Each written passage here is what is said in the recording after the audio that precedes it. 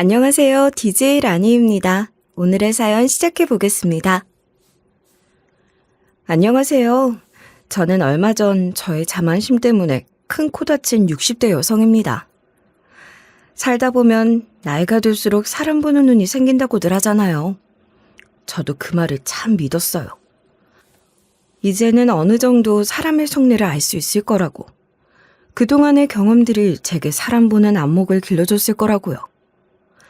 하지만 저는 인생의 큰 사건을 겪으며 한 가지 사실을 깨달았습니다. 나이가 든다고 해서 항상 현명해지는 건 아니란 걸요. 오히려 그 자만심이 저를 더 큰 고통으로 몰아넣었어요. 사람 보는 눈이 생겼다고 자부하던 그 교만함이 결국엔 제 발목을 잡고 말았던 거죠. 저처럼 자만심을 가졌던 분들이라면 이 이야기를 통해 조금이나마 경각심을 가지셨으면 좋겠어요. 그럼 지금부터 제 이야기를 시작할게요. 저에겐 이 세상 무엇보다 소중한 아들 준수가 있는데요.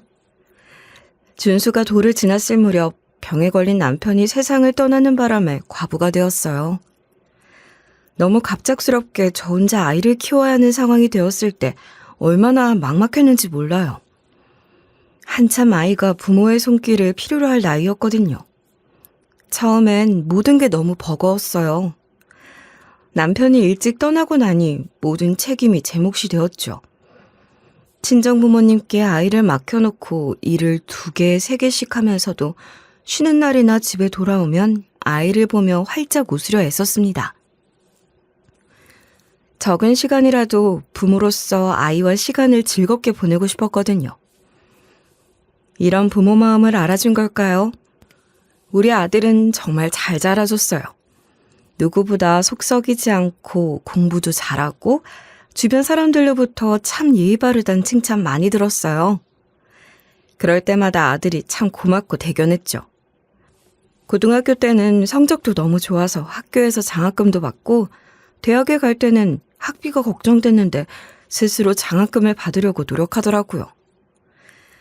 제가 그래도 안쓰러운 마음에 엄마가 어떻게든 학비 마련해보겠다고 말했을 때 아들 준수가 저한테 뭐라고 했는지 아세요? 엄마, 이제 엄만 조금 쉬세요. 학비는 제가 장학금 받고 해결할 수 있어요. 그리고 알바도 할 거니까 걱정 마세요. 엄마가 저 위해서 얼마나 고생하셨는데 이제서도 엄마 도와드릴 차례예요. 아니야, 아직은 엄마가 더 해줄 수 있어. 넌 공부만 열심히 하면 돼. 아니에요, 엄마. 제가 더 이상 엄마 힘들게 하고 싶지 않아요. 엄마는 저 때문에 힘든 거 이제 그만하셔도 돼요. 전 지금까지 엄마가 해준 걸로도 충분해요. 오히려 제가 감사하죠. 엄마가 없었으면 저도 이렇게 잘 못 컸을 거예요. 그 말을 듣고 나니 정말 힘이 빠지더라고요. 제가 그동안 힘든 게 다 풀리면서 아들이 참 대견하고 고맙기만 했습니다. 그날 밤에 혼자서 얼마나 울었는지 몰라요. 기쁨의 눈물이었죠. 아들은 이제 대학도 졸업하고 취직도 대기업에 잘했어요. 첫 월급 받았을 때 저한테 꼭 선물을 해주고 싶다고 했는데 사실 전 그저 아들이 무탈하게 잘 자라준 것만으로도 너무 충분했어요. 엄마, 오늘은 내가 쏠게요. 내가 회사에서 처음 받은 월급이잖아요. 엄마랑 맛있는 거 먹고 싶어요. 아이고, 그래도 그 돈은 네가 써야지. 엄마는 네가 힘들게 번 돈인데 괜히 나한테 쓴다니까 미안한데? 아니에요, 엄마. 엄마 덕분에 제가 이 자리까지 온 건데 이건 꼭 해야 하는 거예요. 엄마가 먹고 싶은 거 다 시켜요. 그동안 얼마나 고생하셨는데 이 정도는 해드려야죠. 그러면 엄마는 간단하게 먹을게. 너무 비싼 거 말고 맛있는 거 하나 시키자. 아니라니까요. 오늘은 그냥 엄마 하고 싶은 대로 다 하세요. 엄마도 이제 조금 편하게 살면서 즐겨야죠. 이건 제 진심이에요, 엄마. 아들의 진심 어린 마음에 저도 모르게 또 눈물이 나더라고요. 정말이지. 저는 남편을 잃고 혼자 남겨졌을 때 이렇게 힘든 시간을 잘 견딜 수 있을 줄 몰랐어요. 아들이 제게 준 사랑과 위로가 있었기 때문에 여기까지 올 수 있었던 거죠. 이제 취업도 했겠다. 바라는 건 좋은 배필을 만나는 것뿐이었어요. 아들이 결혼 정년기가 되자 이리저리 소개를 받고 다니더니 대기업에 다니는 예비 며느리를 만났어요. 그 아이를 처음 봤을 때부터 마음에 들더라고요. 참 똑똑하고 예의 바른 아이라서 이 아이라면 우리 아들과 잘 맞겠다 싶었죠. 제가 예비 며느리를 보고 참 똑똑하다 감탄했을 때가 있었는데요. 어느 날 예비 며느리를 따로 불러서 밥을 사 먹인 적이 있었어요. 둘이서 식당에서 맛있게 식사를 하고 나오는데 갑자기 어떤 여자가 다가오는 거예요. 그 외국인이 무슨 휴대폰 화면을 보여주면서 뭔가 물어보는데 화면엔 일본어랑 한국어가 섞여 있었어요. 나이 든 제 눈엔 이게 뭔가 싶었는데 나중에 며느리한테 물어보고서야 그게 번역기 어플이라는 걸 알았죠. 그때 예비 며느리가 아주 차분하게 웃으며 그 여자에게 다가가더니 휴대폰 화면을 자세히 살펴보는 거예요. 그러고는 아주 자연스럽게 외국어로 말을 걸기 시작했어요. 그러더니 그 여자 얼굴에 화색이 돌면서 외국어로 물어물어 설명하기 시작하는 거예요. 그 모습을 보고서 저는 그 여자가 일본인이라는 걸 알았어요. 며느리가 외국어 하는 모습이 정말 대단했어요. 정말 막힘없이 친절하고 자신감 있게 대화를 이어가더군요. 손짓으로 방향을 가리키면서 설명을 해주고 그 외국인이 잘 알아듣지 못하고 갸우뚱할 때는 조금 더 쉽게 풀어 설명해주기도 했어요. 예비 며느린 외국인의 말에 침착하게 대답했고 방언 터진 것 마냥 술술 말했죠. 며느리의 친절한 설명에 그 외국인은 아주 만족스러운 표정으로 연신 고개를 숙이며 감사 인사를 하더라고요. 아니, 너 외국어를 그렇게 잘하니? 놀랐잖아. 저번에도 말씀드린 적이 있는데 제가 일본어학과 나와서 그래요. 대단한 건 아니고요. 그냥 학교 다닐 때 많이 연습했거든요. 저희 학과에선 저보다 더 잘하는 사람들도 많았어요. 제 실력은 별거 아니에요. 별거 아니긴 엄청 잘하는구만. 네 말대로 저번에 일본어학과 나왔다고 들은 것 같아. 근데 다른 사람들은 뭐 영문학과니 프랑스어학과니 나와도 외국인 앞에 서면 얼어버리는 사람들 널렸잖아. 우리 조카가 영문학과인데 영어를 우리 아들보다 못하던데? 넌 진짜 대단한 거야. 똑똑한 건 알고 있었는데 이 정도 수준일 줄은 몰랐네. 영은이 진짜 너무 멋지다. 지적이야. 아, 어머니, 비행기 태우지 마세요. 저는 그 말이 얼마나 마음에 든든했던지요. 단순히 예비 며느리를 칭찬하려고 한 말이 아니라 진심으로 자랑스러웠어요.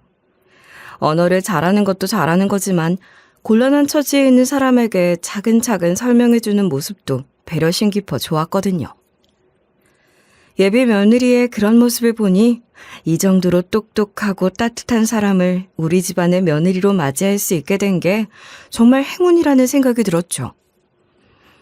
이날 이후로 예비 며느리에 대한 확신이 더 강해졌어요. 그리고 1년 뒤 저는 두 사람을 결혼시켰어요. 진심 어린 축하와 사랑 속에 두 사람이 하나가 되었죠. 결혼식 날 저는 눈물이 핑 돌 만큼 기뻤어요. 제 옆에서 준수와 며느리가 서약을 나누는 모습을 보는데 그 순간이 참 꿈만 같더라고요. 그날 전 새로운 인생의 막을 연 아들을 보며 흐뭇하게 웃고 있었어요.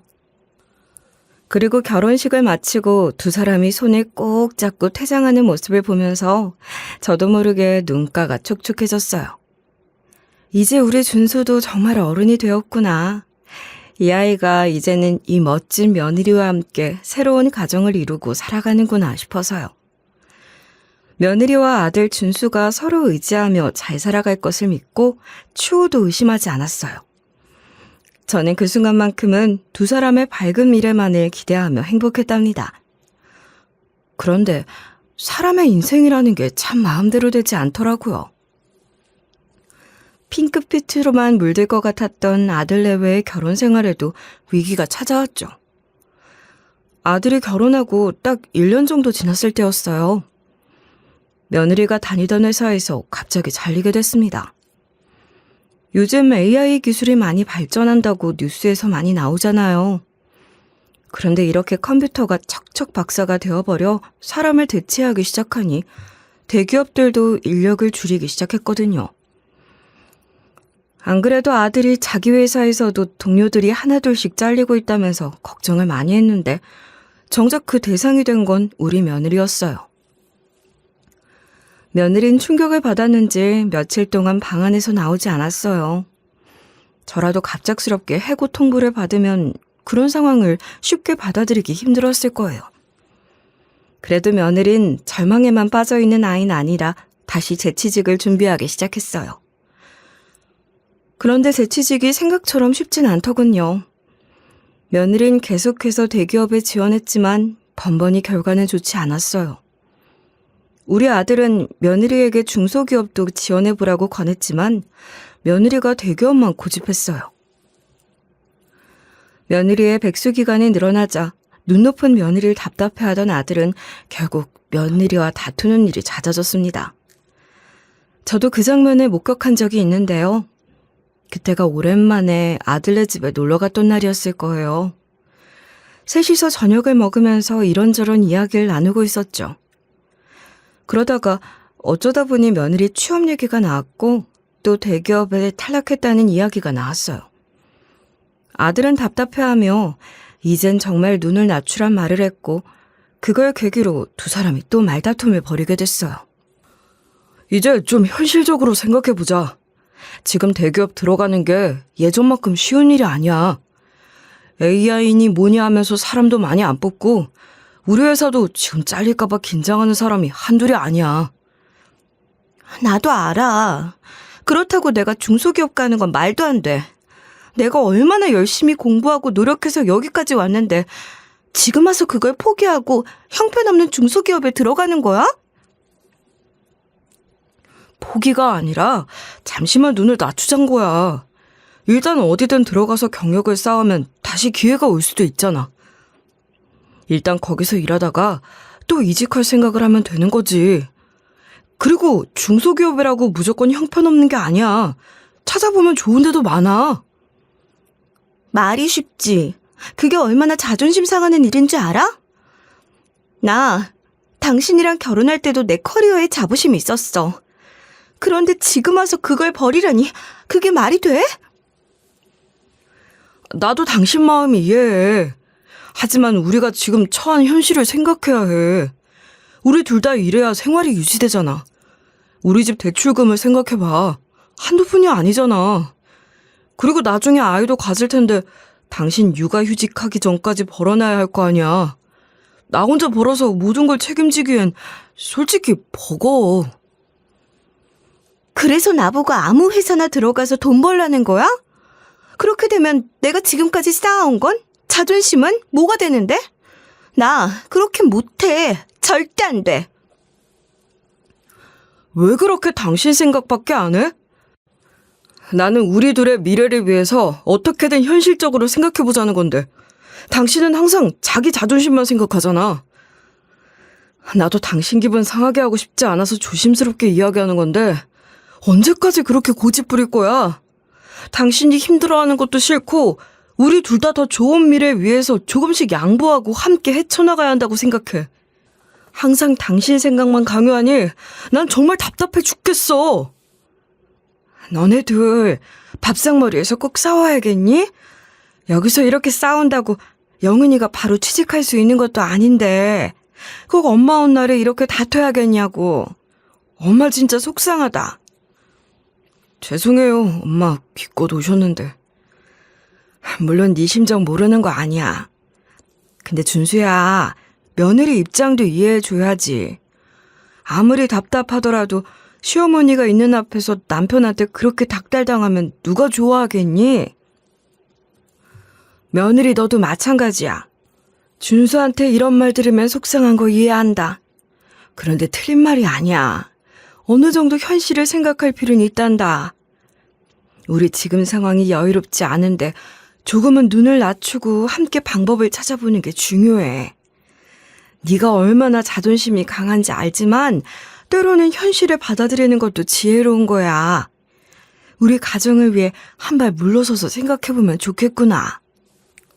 그래도 우리 며느리가 답 없는 고집불통은 아니더군요.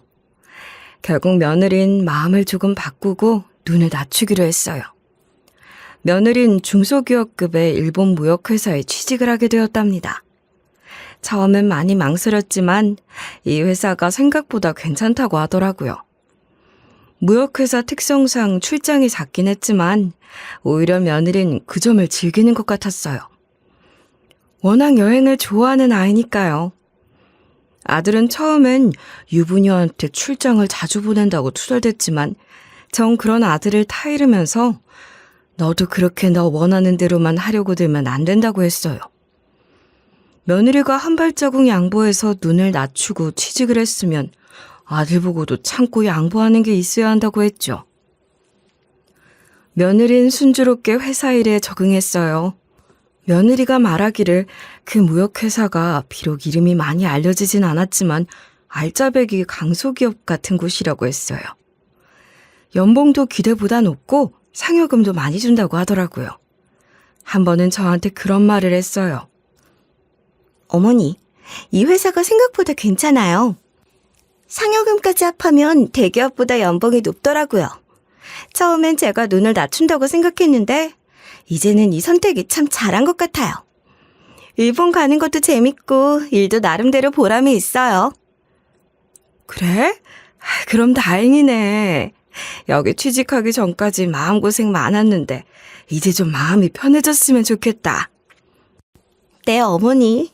오히려 제가 더 감사해요. 어머니가 저한테 조언해 주신 덕분에 마음을 바꿀 수 있었던 것 같아요. 이렇게 며느린 무역회사에서 열심히 일했고 연봉도 많이 받는지 우리 집에 올 때마다 비싼 선물을 가져오곤 했어요. 한 번은 일본에서 유명한 고급 차 세트를 사왔고 또 한 번은 고급 접시 세트를 선물로 안겼어요. 한눈에 보기에도 꽤 가격이 나가는 것들이었죠. 제가 너무 부담스럽다고 하니 며느린 그저 웃으며 어머니 생각하면서 산 거니까 받아달라고 하더군요. 정말이지 그 모습이 얼마나 기특하고 고마웠는지 몰라요. 저는 이제 한시름을 덜었다고 생각하고 당분간 더 이상의 걱정은 없을 줄 알았죠. 하지만 또 다른 시련의 파도가 몰려오더군요. 어느 날 제 생일이라고 며느리가 도시 근교에 있는 호수 근처에 비싼 한정식 집을 예약해 주었어요. 평소에도 며느리가 저를 잘 챙기긴 했지만 이렇게 특별한 날까지 세심하게 준비해 주니 정말 호강하는 기분이었죠. 며느리 덕분에 호강한다고 화기애애한 분위기 속에서 식사를 하고 있었어요. 그런데 식사 중간에 갑자기 며느리의 휴대폰이 울리더군요. 어머니, 죄송해요. 회사에서 전화가 온 것 같아서요. 잠시 다녀올게요. 그래. 일부러 다녀와. 중요한 전화일 수도 있지. 며느린 조용히 자리에서 일어나 밖으로 나갔고 저와 아들은 며느리를 기다리며 이런저런 이야기를 나누고 있었어요. 그런데 며느리가 나간 지 5분쯤 지났을 때 갑자기 저도 화장실에 가고 싶어지더라고요. 그래서 한정식집 아주머니에게 화장실이 어디냐고 물어봤는데 아주머니가 미안한 표정으로 말씀하시더군요. 죄송해요, 손님. 지금 화장실 변기가 좀 막혀서요. 옆에 있는 카페 화장실을 빌려 쓰시면 될 것 같아요. 아이고, 그러면 어쩔 수 없죠. 감사합니다. 저는 옆에 있는 카페로 향했어요. 카페 주인이 열쇠를 주면서 뒷문으로 나가면 화장실이 있다고 알려주더군요. 뒷문으로 나가 화장실을 찾고 있던 중 근처에서 며느리가 통화를 하고 있는 걸 발견했어요. 며느리에게 아는 척을 하려다가 며느리가 통화를 하며 짜증을 부리는 모습에 멈칫하게 됐어요. 며느리는 저와 달리 사람의 기척을 못 느낀 듯 통화에 집중하고 있었어요. 아니, 왜 내가 그 사람들 목숨까지 신경 써야 하냐고. 거기까지 데려다 줬으면 그걸로 끝이지. 거기서 무슨 일을 당해서 죽든 말든 그게 왜 우리 업장 책임이야? 우리 사정 아니니까 알아서 하라고 해. 미친년들이 돈 벌게 해줬으면 고맙다고 바지가랑이라도 잡아야지. 이제 와서 도망을 치려고 해? 물론 신고 같은 거 절대 못하게 막아야 해. 알았지? 그 말에 저는 숨을 죽이고 듣고 있을 수밖에 없었어요. 며느리의 목소리에서는 분노와 냉정함이 느껴졌고 내용 또한 정말 무시무시하다고 느껴졌어요. 며느리가 화내는 모습을 본 적 없는 건 아니지만 저렇게 비정한 모습을 본 건 그때가 처음이었어요. 차갑고 냉정한 말투로 남의 목숨을 대해 아무렇지 않게 이야기하는 모습이 너무 낯설고 충격적이었거든요. 그렇게 며느리가 성질을 부리며 전화를 끊고 돌아오는 길에 제가 있는 쪽으로 오더라고요. 다행히 뒷문 근처에 있던 큰 박스 더미가 저를 가려준 덕분에 며느리는 저를 보지 못했어요. 저는 며느리의 대화를 듣고 나서 마음이 참 찝찝했습니다. 지금까지 알던 며느리와 너무 다른 모습에 충격을 받았지만 그 순간에는 어떻게 행동해야 할지 알 수 없었어요. 그저 아무 일도 없었던 것처럼 자리에 돌아가야겠다는 생각뿐이었죠. 생일이 지나고 며칠 뒤 며느리한테 연락이 왔어요. 제 생일을 간단하게 보낸 게 아쉽다면서 연차를 냈으니 2주 뒤에 일본 여행을 가자고 했어요. 평소 같았으면 며느리가 저를 위해서 여행까지 준비해주는 것에 감동했겠지만 그날 들었던 무시무시한 통화 내용이 계속 머릿속을 떠나지 않아 이런 제안조차도 기쁘지 않았습니다. 저는 찝찝한 며느리의 통화 내용을 어떻게 말해야 할지 고민이 됐어요. 아들에게 이 이야기를 해야 할지 계속 머릿속이 복잡했죠.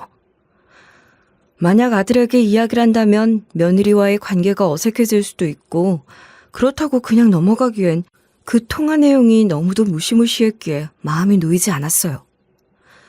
도대체 어떻게 해야 할지 머리가 아프고 답답한 심정이었답니다. 저는 여러 가지 생각으로 머리가 복잡했지만 결국 일본 여행을 다녀온 후에 아들에게 몰래 이야기를 해보기로 결심했어요. 지금 당장은 여행을 앞두고 분위기를 망칠 수 없으니 일단 상황을 지켜보고 나서 조심스럽게 이야기하는 게 좋을 것 같았거든요.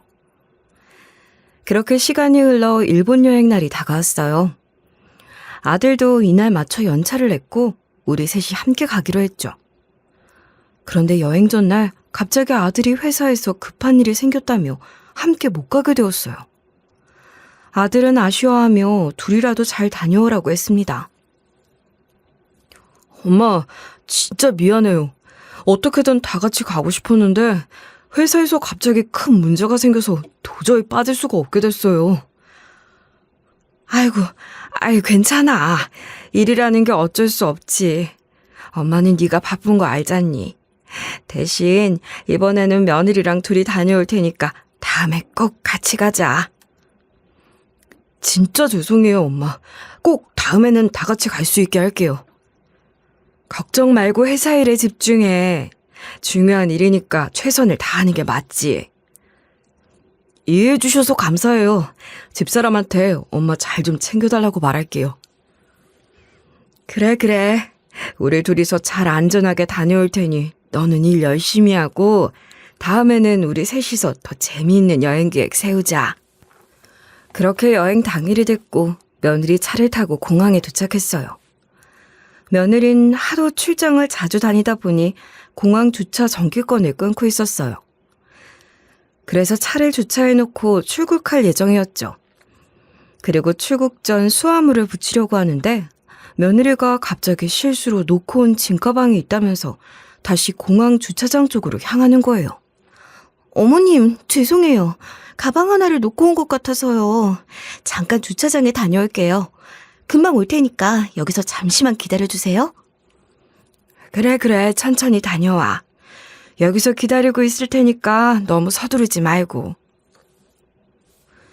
며느린 주차장으로 가고 저는 혼자서 며느리가 기다리라고 있으란 곳에서 얌전히 앉아 있었어요.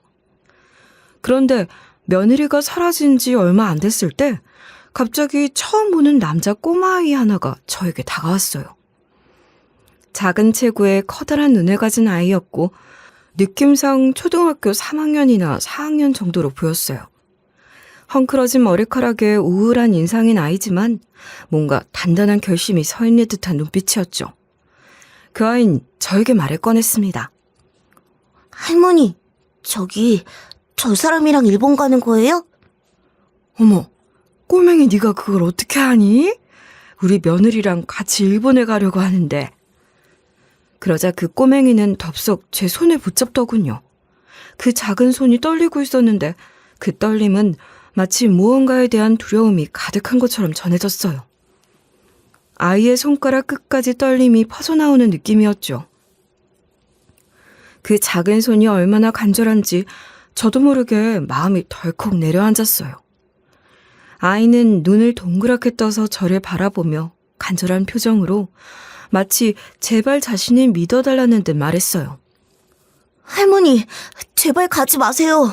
저 여자 따라가면 안 돼요. 진짜 위험해요. 할머니 죽을 수도 있어요. 제발 가지 마세요. 얘야, 무슨 소리 하는 거니? 며느리랑 여행 가는 건데 내가 죽을 거라니. 도대체 무슨 말이야? 왜 그런 거야? 꼬마는 제 손을 더 꼭 쥐더니 고개를 떨구며 울먹이기 시작했어요. 아이의 몸이 작게 떨리며 자꾸만 제 손을 끌어당기는 거예요. 저는 점점 당황스러워졌어요. 처음 보는 아이가 이렇게 간절하게 저를 붙잡고 말하니 머릿속이 혼란스러웠고 어떻게 반응해야 할지 모르겠더군요. 이 아이가 왜 이러는지 이유를 알아야겠다는 생각에 아이의 어깨를 붙잡고 단호하게 말했어요.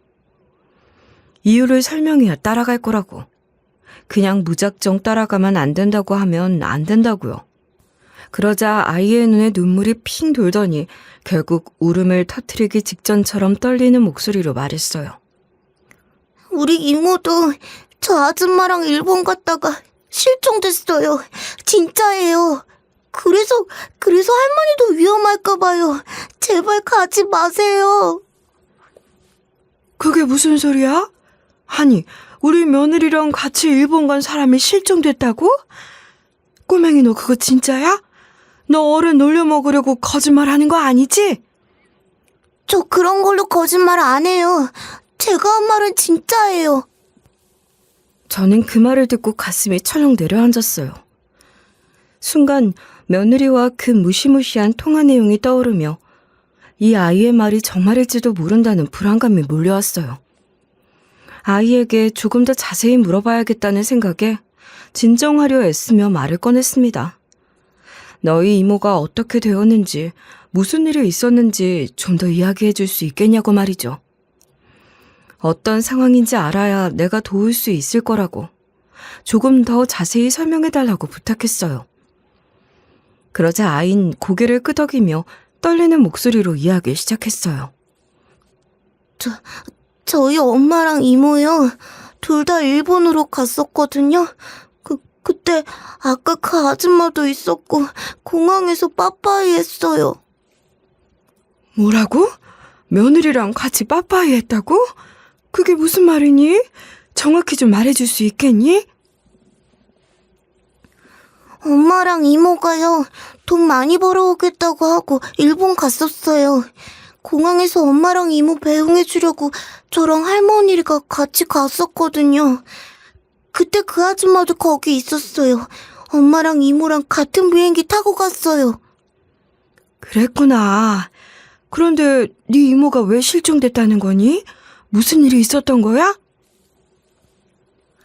우리 엄마랑 이모가 일본에 가서 연락이 잘 안 돼요. 그래도 엄마는 가끔 연락이 되는데 이모는 전혀 연락이 안 돼요. 엄마도 이모가 어디로 사라졌는지 모르겠대요. 우리 엄마가 이모를 지금 찾아보곤 있다는데 아직도 연락이 안 온 거 보면 이모를 아직 못 찾았나 봐요. 할머니 너무 무서워요. 가지 마세요.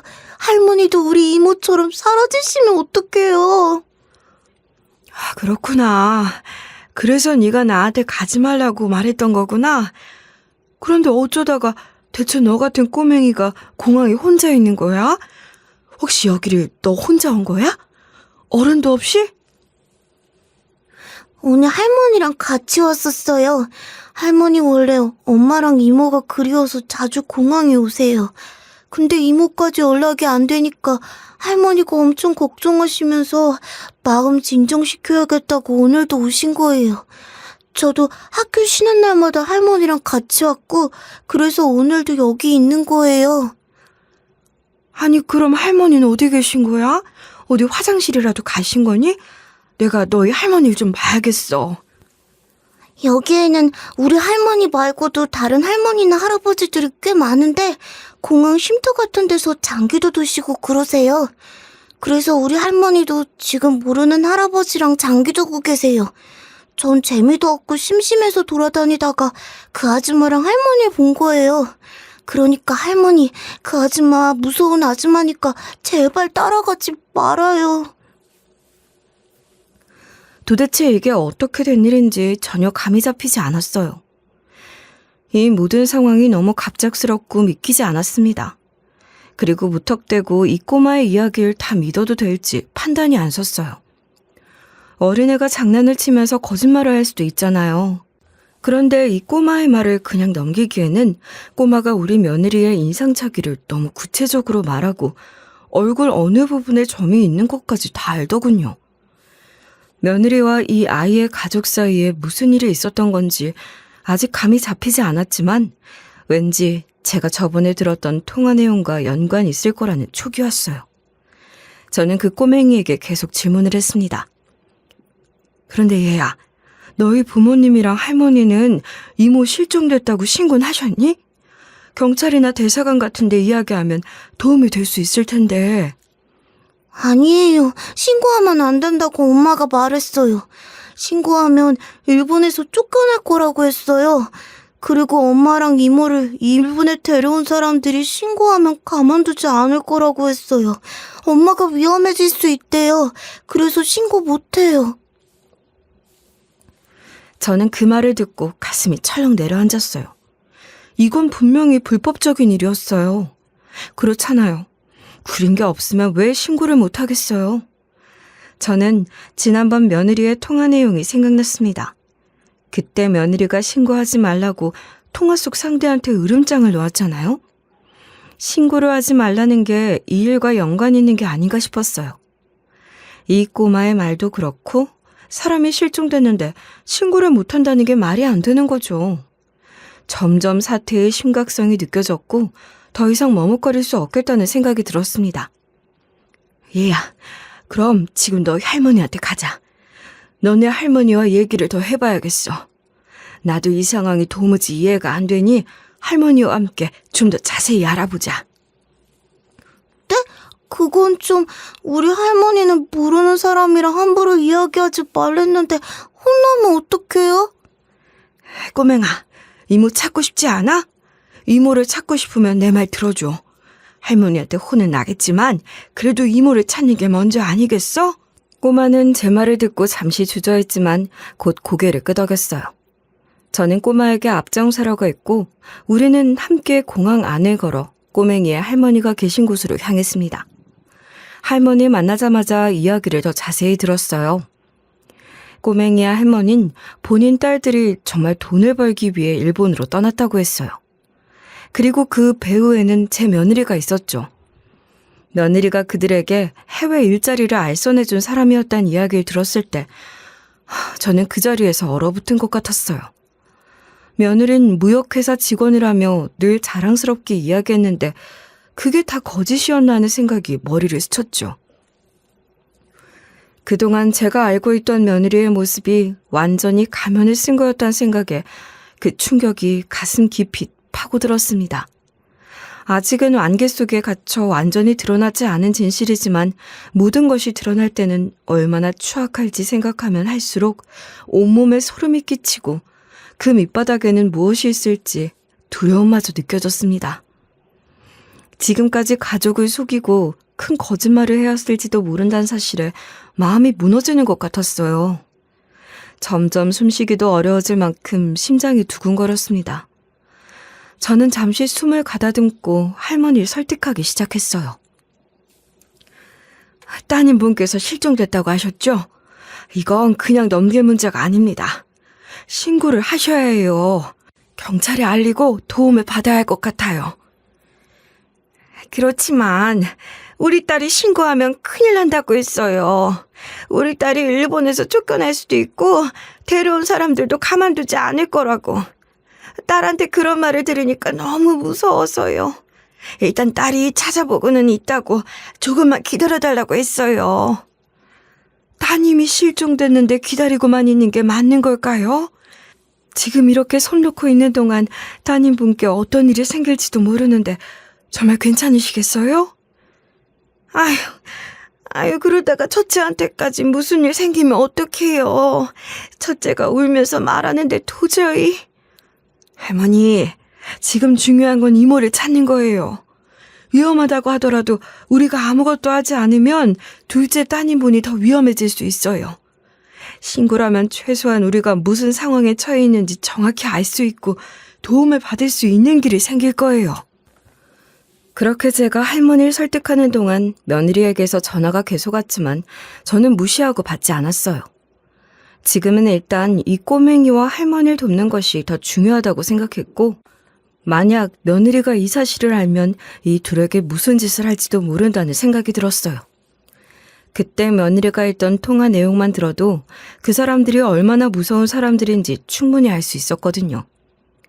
결국 제가 계속 설득한 끝에 꼬맹이의 할머니는 경찰에 신고하기로 결심하셨어요. 그 순간 할머니의 손이 떨리는 것을 보면서 얼마나 두려움이 컸을지 느낄 수 있었어요. 그래요. 저도 더 이상 이렇게 가만히 있을 순 없겠네요. 신고해야죠. 우리 둘째를 찾기 위해서라면 무슨 일이든 해야 해요. 잘 생각하셨어요, 할머니. 저도 함께 도울게요. 제 며느리니까 며느리에 관련된 자그마한 거라도 제가 도움이 될 수 있을 거예요. 지금 바로 경찰에 가서 상황을 말씀드리면 될 거예요. 저는 할머니와 꼬마를 데리고 경찰서로 향하면서 마음속으로도 여러 가지 감정이 교차했어요. 두려움, 불안, 그리고 어떻게든 이 상황을 해결하고 싶다는 간절함이 얽히고 설켜서요. 지금은 무섭고 혼란스럽지만 그래도 진실을 밝히기 위해 나아가야 한다는 생각뿐이었어요. 며느리가 아무 죄가 없을 수도 있는 거잖아요. 경찰서에 도착하자마자 할머니는 용기 내어 실종 신고를 하셨고 저는 옆에서 할머니의 말을 도와드리며 상황을 설명했어요. 경찰도 이 상황의 심각성을 느꼈는지 바로 조치를 취하겠다고 약속했어요. 경찰서에서 진술을 하고 있는 중에 경찰은 해외 실종 사건이라며 대사관에도 연락해야 한다고 했어요. 머릿속이 계속 복잡했어요. 그러던 중 경찰이 저에게 며느리에 대해 더 자세히 물어봤습니다. 그럼 이 해외 일자리 알선을 해주었다는 분이 며느리분이라고 하셨죠? 그분에 대해서 아는 만큼 이야기해 주실 수 있겠습니까? 네, 그 아이는 제 며느리예요. 평소에는 무역회사에서 일한다고 늘 자랑스럽게 말했어요. 출장도 자주 다니고 집에서도 일에 대해서 열심히 한다고 했죠. 그런데 이번 일을 알게 되고 나니 그게 다 진짜인지 의심스럽습니다. 그날 통화 내용도 그렇고 뭔가 꿍꿍이가 있는 것 같아 불안해요. 통화 내용이요? 그날 어떤 이야기가 오갔는지 기억나시는 대로 말씀해 주시겠어요? 저는 잠시 숨을 고르고 그날 들었던 통화 내용을 최대한 상세하게 이야기했어요. 파렴치한 짓을 한 며느리였지만 그래도 내 가족의 치부를 드러낸다는 것이 쉽지만은 않았어요. 하지만 거짓 없이 모든 것을 털어놓아야만 한다는 생각에 최대한 침착하게 진술을 이어갔습니다. 그렇게 진술을 마치고 나니 그래도 해야 할 일을 했다는 생각에 약간의 안도감이 들었어요. 그 순간 제 전화가 울리더군요. 아들이었어요. 엄마, 지금 어디세요? 집사람이 잠깐 주차장 갔다 온 사이에 엄마가 공항에서 사라져서 연락이 안 된다고 해서 무슨 일인가 했어요. 대체 어디 계신 거예요? 준수야, 엄마 지금 경찰서에 있어. 중요한 일이 있어서 신고하러 왔단다. 그런데 이건 네 엄마, 그러니까 내 아내한테는 아직 말하지 말아라. 엄마가 주소 알려줄 테니까 조용히 경찰서로 와줄래? 뭐라고요? 경찰서요? 대체 무슨 일이에요? 엄마, 왜 거기 계신 거예요? 지금 자세히 설명할 시간은 없고 중요한 일이니 네가 빨리 와줬으면 좋겠다. 엄마가 곧 주소 보낼게. 며느리한테 절대 말하지 말고, 알았지? 아들은 당황한 듯 잠시 말이 없었지만 곧 알겠다고 했어요. 저는 전화기를 끊고 주소를 문자로 보내면서도 앞으로 어떤 일이 일어날지 모른다는 생각에 마음이 무겁고 두려웠습니다. 이 일이 우리 가족의 근간을 흔들 수도 있다는 생각이 들었죠. 그러나 진실을 밝히기 위해서라면 지금 이 길을 가야 했어요. 이걸 그냥 외면하면 꼬맹이와 꼬맹이 할머니 말고도 다른 사람들도 피해자가 될지 모른다는 생각이 들었어요. 아들이 경찰서에 도착하고 나서 저는 그에게 모든 상황을 설명하기 시작했어요. 아들은 제 말을 들으면서 점점 얼굴이 굳어졌고 눈에 충격과 혼란이 가득한 표정이었어요. 엄마, 이게 다 무슨 얘기예요? 정말 집사람이 그런 일에 연루되었을 리가 없잖아요. 엄마, 혹시 무슨 오해가 있는 건 아닐까요? 준수야, 나도 믿고 싶지 않아. 하지만 지금 우리가 마주하고 있는 현실이 이렇단다. 경찰에서 알아본 결과도 너무 이상하고 며느리가 무슨 꿍꿍이가 있는지 모르겠지만 지금은 우리가 사실을 명확히 알아야 할 때야. 엄마, 난 정말 믿기 힘들어요. 아니, 더 정확하게 말하면 믿고 싶지 않은 것 같아요. 엄마, 다시 한 번만 물을게요. 엄마가 지금까지 말한 거 진짜 맞죠? 엄마도 믿고 싶지 않아. 하지만 경찰도 뭔가 수상한 점이 많다고 했어. 지금은 우리가 모든 가능성을 열어두고 조사에 협조해야 해. 너무 큰 비밀을 알게 된 아들은 바닥에 털썩 주저앉으며 숨을 크게 내쉬었어요. 아들의 얼굴은 허망하고 충격으로 일그러져 있었어요. 모든 것이 무너져 내리는 듯한 감정과 절망감이 온몸을 감싸는 듯했죠. 저는 그런 아들의 모습을 보면서도 어찌할 바를 몰랐어요.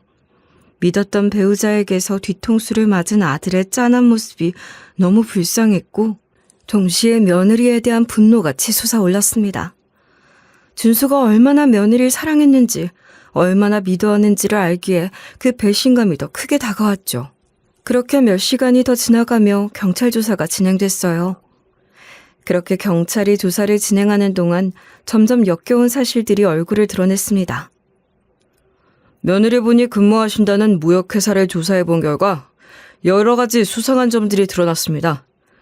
회사 대표는 예전에 일본에서 브로커 역할을 하다가 처벌을 받은 적이 있는 인물입니다.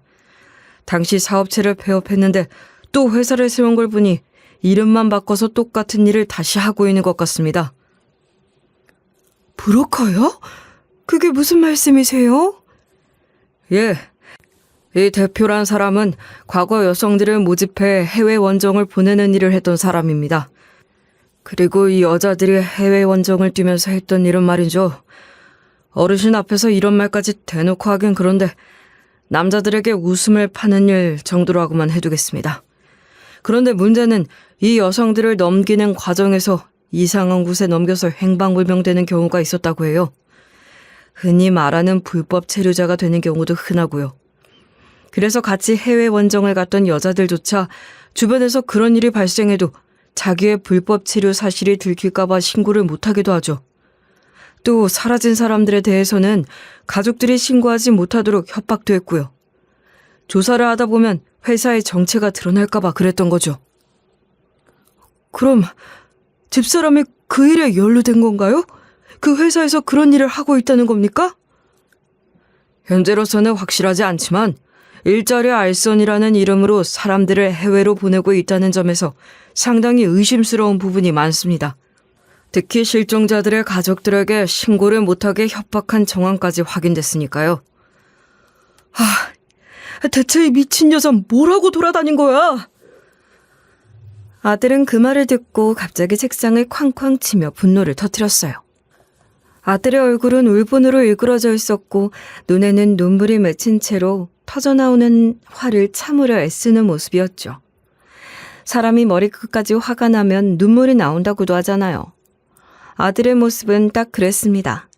그 장면을 보면서 경찰들도 잠시 아무 말도 하지 않았어요. 그저 안타까운 표정으로 아들을 바라보며 이 상황의 무게를 느끼고 있는 듯 했습니다. 아들은 그렇게 분노의 눈물을 흘리며 감정을 표출하다가 한참 후에야 숨을 고르며 겨우 진정을 시켰어요.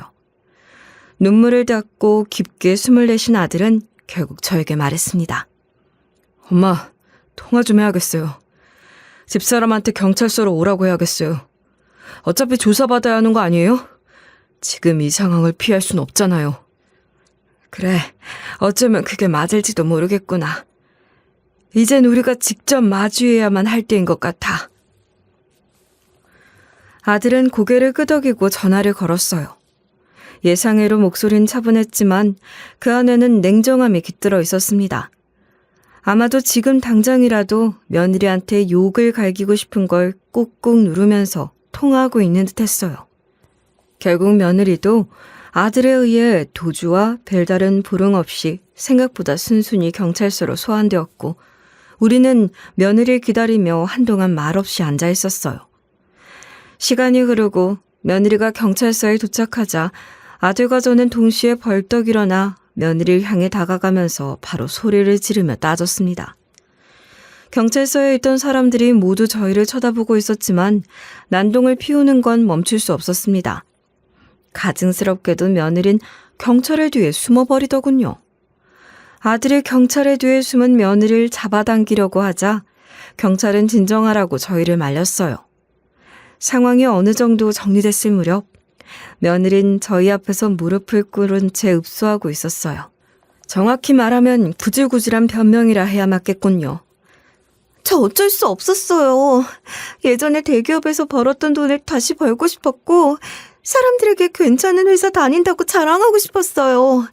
그냥 그저 그런 중소기업은 호진데다가 돈도 쥐꼬리만큼 주잖아요. 그래서 그 회사에 취직한 거예요. 불법적인 일이라는 건 알고 있었지만 겉으로는 번듯한 무역회사에 출장도 자주 다니니 다른 사람들 눈에는 멋있어 보일 것 같았어요. 게다가 돈도 많이 주니까 제 체면도 세울 수 있었어요. 그런데 그게 이렇게 들키게 될 줄은 몰랐어요. 아니, 반성을 하는 게 아니라 들킨 걸 후회하는 거야? 세상에, 내가 정말 사람을 잘못 봤어. 너 같은 인간을 우리 집안 며느리로 받아들이다니 이게 다 무슨 짓이냐. 이렇게 이기적이고 파렴치한 인간이었을 줄이야. 사람 취급해주기도 아까운 걸 며느리로 들이다니 내 눈이 얼마나 어두웠던 거냐고. 엄마, 나도 전현이 하는 말 하나도 믿기지 않아. 어떻게 돈 좀 더 벌어보겠다고 그렇게 끔찍한 일을 할 수 있냐고. 그게 정상적인 사람이 할 수 있는 생각이냐? 네가 정말 사람이라면 이런 일을 저질러 놓고 뻔뻔하게 나한테 미소 지으며 살 수 있었겠어? 너 정신병자 아니면 뭐야? 정말 너 같은 인간하고 함께 살아온 내 자신이 혐오스럽고 이렇게 뒤통수를 맞은 내가 한심해 보일 지경이다. 그 말을 하고 나서 아들은 손에 있던 결혼 반지를 벗어 던졌어요. 그 반지는 바닥에 떨어져 딸랑 소리를 내며 굴러갔습니다. 그 소리가 온 경찰서에 울려 퍼지는 듯 했죠. 아들은 이어서 입고 있던 자켓도 벗어 던지듯 내팽개치며 며느리를 노려봤어요. 자켓이 바닥에 떨어지면서 먼지가 날리고 그의 얼굴엔 그동안 참아왔던 모든 분노와 실망이 고스란히 드러났습니다.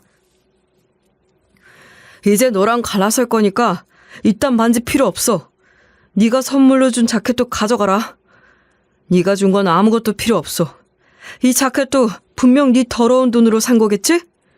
야, 내가 너한테 돈 벌라는 게 뭐 억대 연봉을 가져오라고 했어? 난 말이야, 그냥 동반자를 바랬을 뿐이야. 뭐 대단한 걸 바란 게 아니라 최저시급이라도 떳떳하게 일하고 가정을 위해 일조할 수 있는 사람이 좋다고. 너 같은 미친년과는 갈라 설난다. 이혼하자. 이제 다시 네 얼굴 보고 싶지 않아. 이혼? 그게 무슨 소리야? 당신도 내가 벌어온 돈 좋다고 쓰지 않았어? 이렇게 갑자기 이혼하자고 하면 내가 가만히 있을 줄 알아? 당신도 결국 나한테 빌붙어서 살았으면서 이러는 거야? 진짜 기가 막히네. 네가 벌어온 돈이 더러운 돈인 줄 알았으면 난 안 썼어. 어머님도 뭐라 말씀 좀 해보세요. 당신 아들내미가 뭐라 말하는지 보시라고요. 어머님도 제가 준 비싼 선물들 다 받아놓으셨잖아요.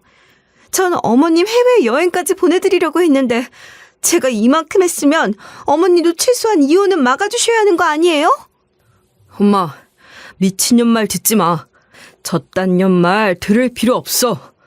너 경찰 조사 다 받은 다음에 당장 짐 싸서 나가. 다시는 얼굴 들이밀 생각하지 말라고. 며느린 아들의 그 말을 듣고 얼굴이 시뻘개지더니 갑자기 아들을 때리기 시작했어요.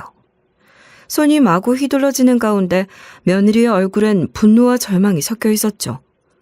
며느린 죽어도 집에서 못 나간다며 차라리 여기서 너 죽고 나 죽는 게 낫다는 식으로 어디 한번 해보자고 소리 질렀어요. 아들은 그런 며느리의 모습을 보면서 어이가 없다는 듯 눈살을 찌푸렸고 곧 손목을 잡아 제압했어요. 그러고는 더 이상 참을 수 없다는 듯 옆에 책상에 남겨져 있던 짜장면 그릇을 들더니 며느리의 머리 위에 부어버렸어요.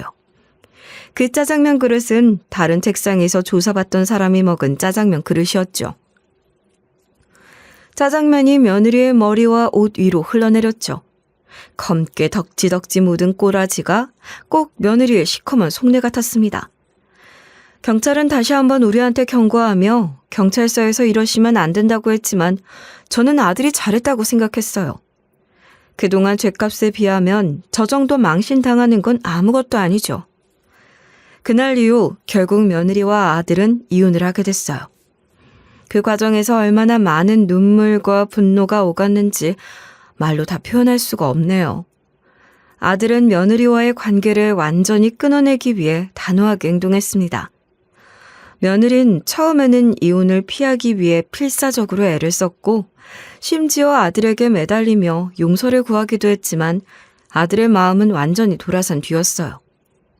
아들은 며느리의 모든 변명을 받아들이지 않고 이혼 서류를 직접 준비하고 며느리에게 서명을 요구할 정도로 냉정했어요. 결국 며느리도 현실을 받아들일 수밖에 없었고 서류에 서명하는 순간 모든 것이 끝났음을 실감한 듯 하염없이 눈물을 흘렸습니다. 며느리가 어떤 처벌을 받았는지도 이야기해 드릴게요. 며느린 경찰 조사를 받는 과정에서 불법적인 일에 가담했다는 혐의로 정식으로 기소됐습니다. 해외로 일자리를 알선하는 과정에서 사람들을 위험에 빠뜨린 혐의와 실종된 사람들의 가족들에게 신고를 못하도록 협박한 정황이 드러났어요. 경찰은 그런 혐의들을 토대로 며느리를 구속 수사했고 곧 재판도 열릴 예정입니다. 이혼 후 아들은 한동안 큰 충격에서 벗어나지 못했어요. 그동안 쌓아온 사랑과 믿음이 한순간에 무너져 내린 경험은 아들에게 큰 상처로 남았어요. 며느리의 친정 부모님 역시 이 상황을 접하고 큰 충격에 빠졌어요. 처음엔 상황을 제대로 이해하지 못한 채 당황했지만 점차 딸의 행동이 얼마나 심각한 문제였는지 깨닫고 괴로워했습니다. 딸이 불법적인 일에 가담했다는 사실에 부끄러움과 실망을 느꼈고 피해를 입은 사람들에게 진심으로 사과하고자 했어요.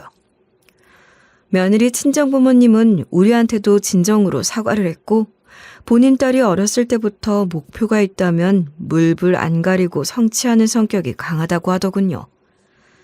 그로 인해 이런 일을 벌인 것 같다고요. 아들은 그런 며느리의 성격을 단순히 성취욕이 강한 사람이라고만 생각을 했던 거죠. 진작에 사람을 잘못 알아본 점에 대해 후회를 하더라고요. 하지만 아들은 스스로 다잡으며 조금씩 일어섰고 친구들과 가족의 도움을 받아 다시금 새로운 삶을 시작하려고 했습니다. 저 역시 아들의 곁에서 아들을 지지해주며 함께 이 고통스러운 시간을 이겨내려 노력했어요. 이혼 후에도 며느리는 몇 번이나 아들에게 연락을 시도했지만 아들은 철저히 무시하며 며느리와의 모든 관계를 완전히 끊어내려 했습니다. 하지만 씁쓸한 소식만 있었던 건 아닙니다. 기쁜 소식도 있었죠. 꼬맹이와 꼬맹이 할머니는 결국 이모를 찾았습니다. 실종된 이모는 일본의 한 작은 도시에서 발견되었어요. 꼬맹이의 이모는 밤에 하는 일을 견디지 못하고 도망치려고 한 거였는데 그 업소에서 꾸미고 치장하는 데 들어간 비용이 있다면서 그거 갚기 전까지는 못 나간다는 식으로 말해서 계속 갇혀 있었다고 하더라고요. 그때 저도 그 자리를 함께 했었는데 꼬맹이와 할머니가 이모를 찾아서 재회하는 모습은 눈물 없인 볼 수 없었어요. 꼬맹이의 이모는 그동안의 고통을 말하며 할머니와 꼬맹이를 끌어안고 하염없이 울었고 그 모습을 보면서 저도 눈시울이 붉어졌습니다. 그녀가 무사히 돌아와서 정말 다행이라는 생각뿐이었어요. 아들과 저는 그 뒤로 조금씩 일상을 되찾아가고 있어요. 아들은 그동안의 상처를 딛고 새로운 삶을 살아가기로 결심했습니다. 직장에서도 더 열심히 일하고 자기 개발에도 힘을 쏟으며 바쁜 나날을 보내고 있어요. 저도 아들을 지켜보면서 이제는 조금씩 웃을 수 있게 됐습니다. 물론 아직도 마음 한구석에는 며느리와의 일이 남긴 상처가 남아있지만 그것마저도 시간이 지나면 아물 거라 믿고 있어요.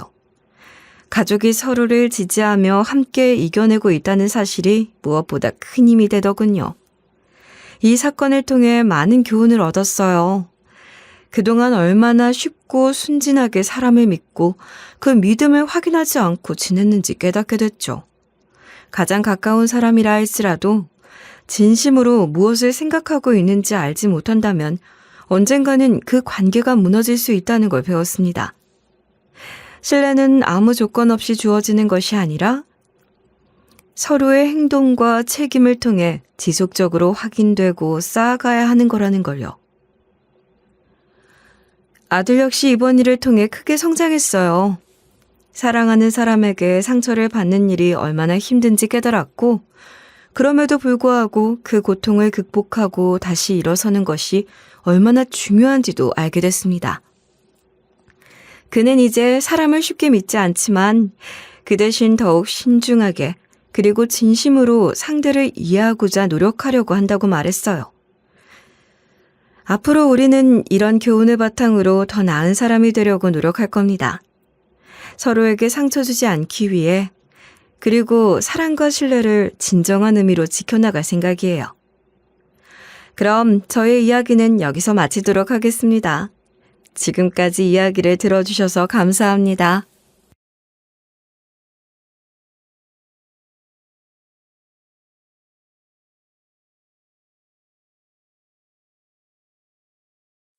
안녕하세요. DJ 현희입니다. 오늘의 사연 시작해 보겠습니다. 여러분, 결혼 생활보다 이혼한 후에 황홀감을 느끼신 적이 있으신가요? 저는 그 느낌을 제 남편의 사장 취임식 날에 경험하게 되었습니다.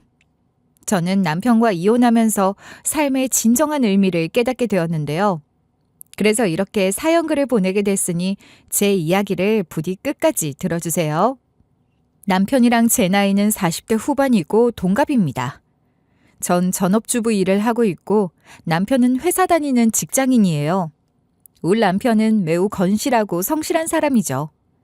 한 회사에 뼈를 묻고 열정적으로 일을 한 덕분에 평사원으로 시작해서 차근차근 승진을 하고 있는 능력 있는 사람이에요.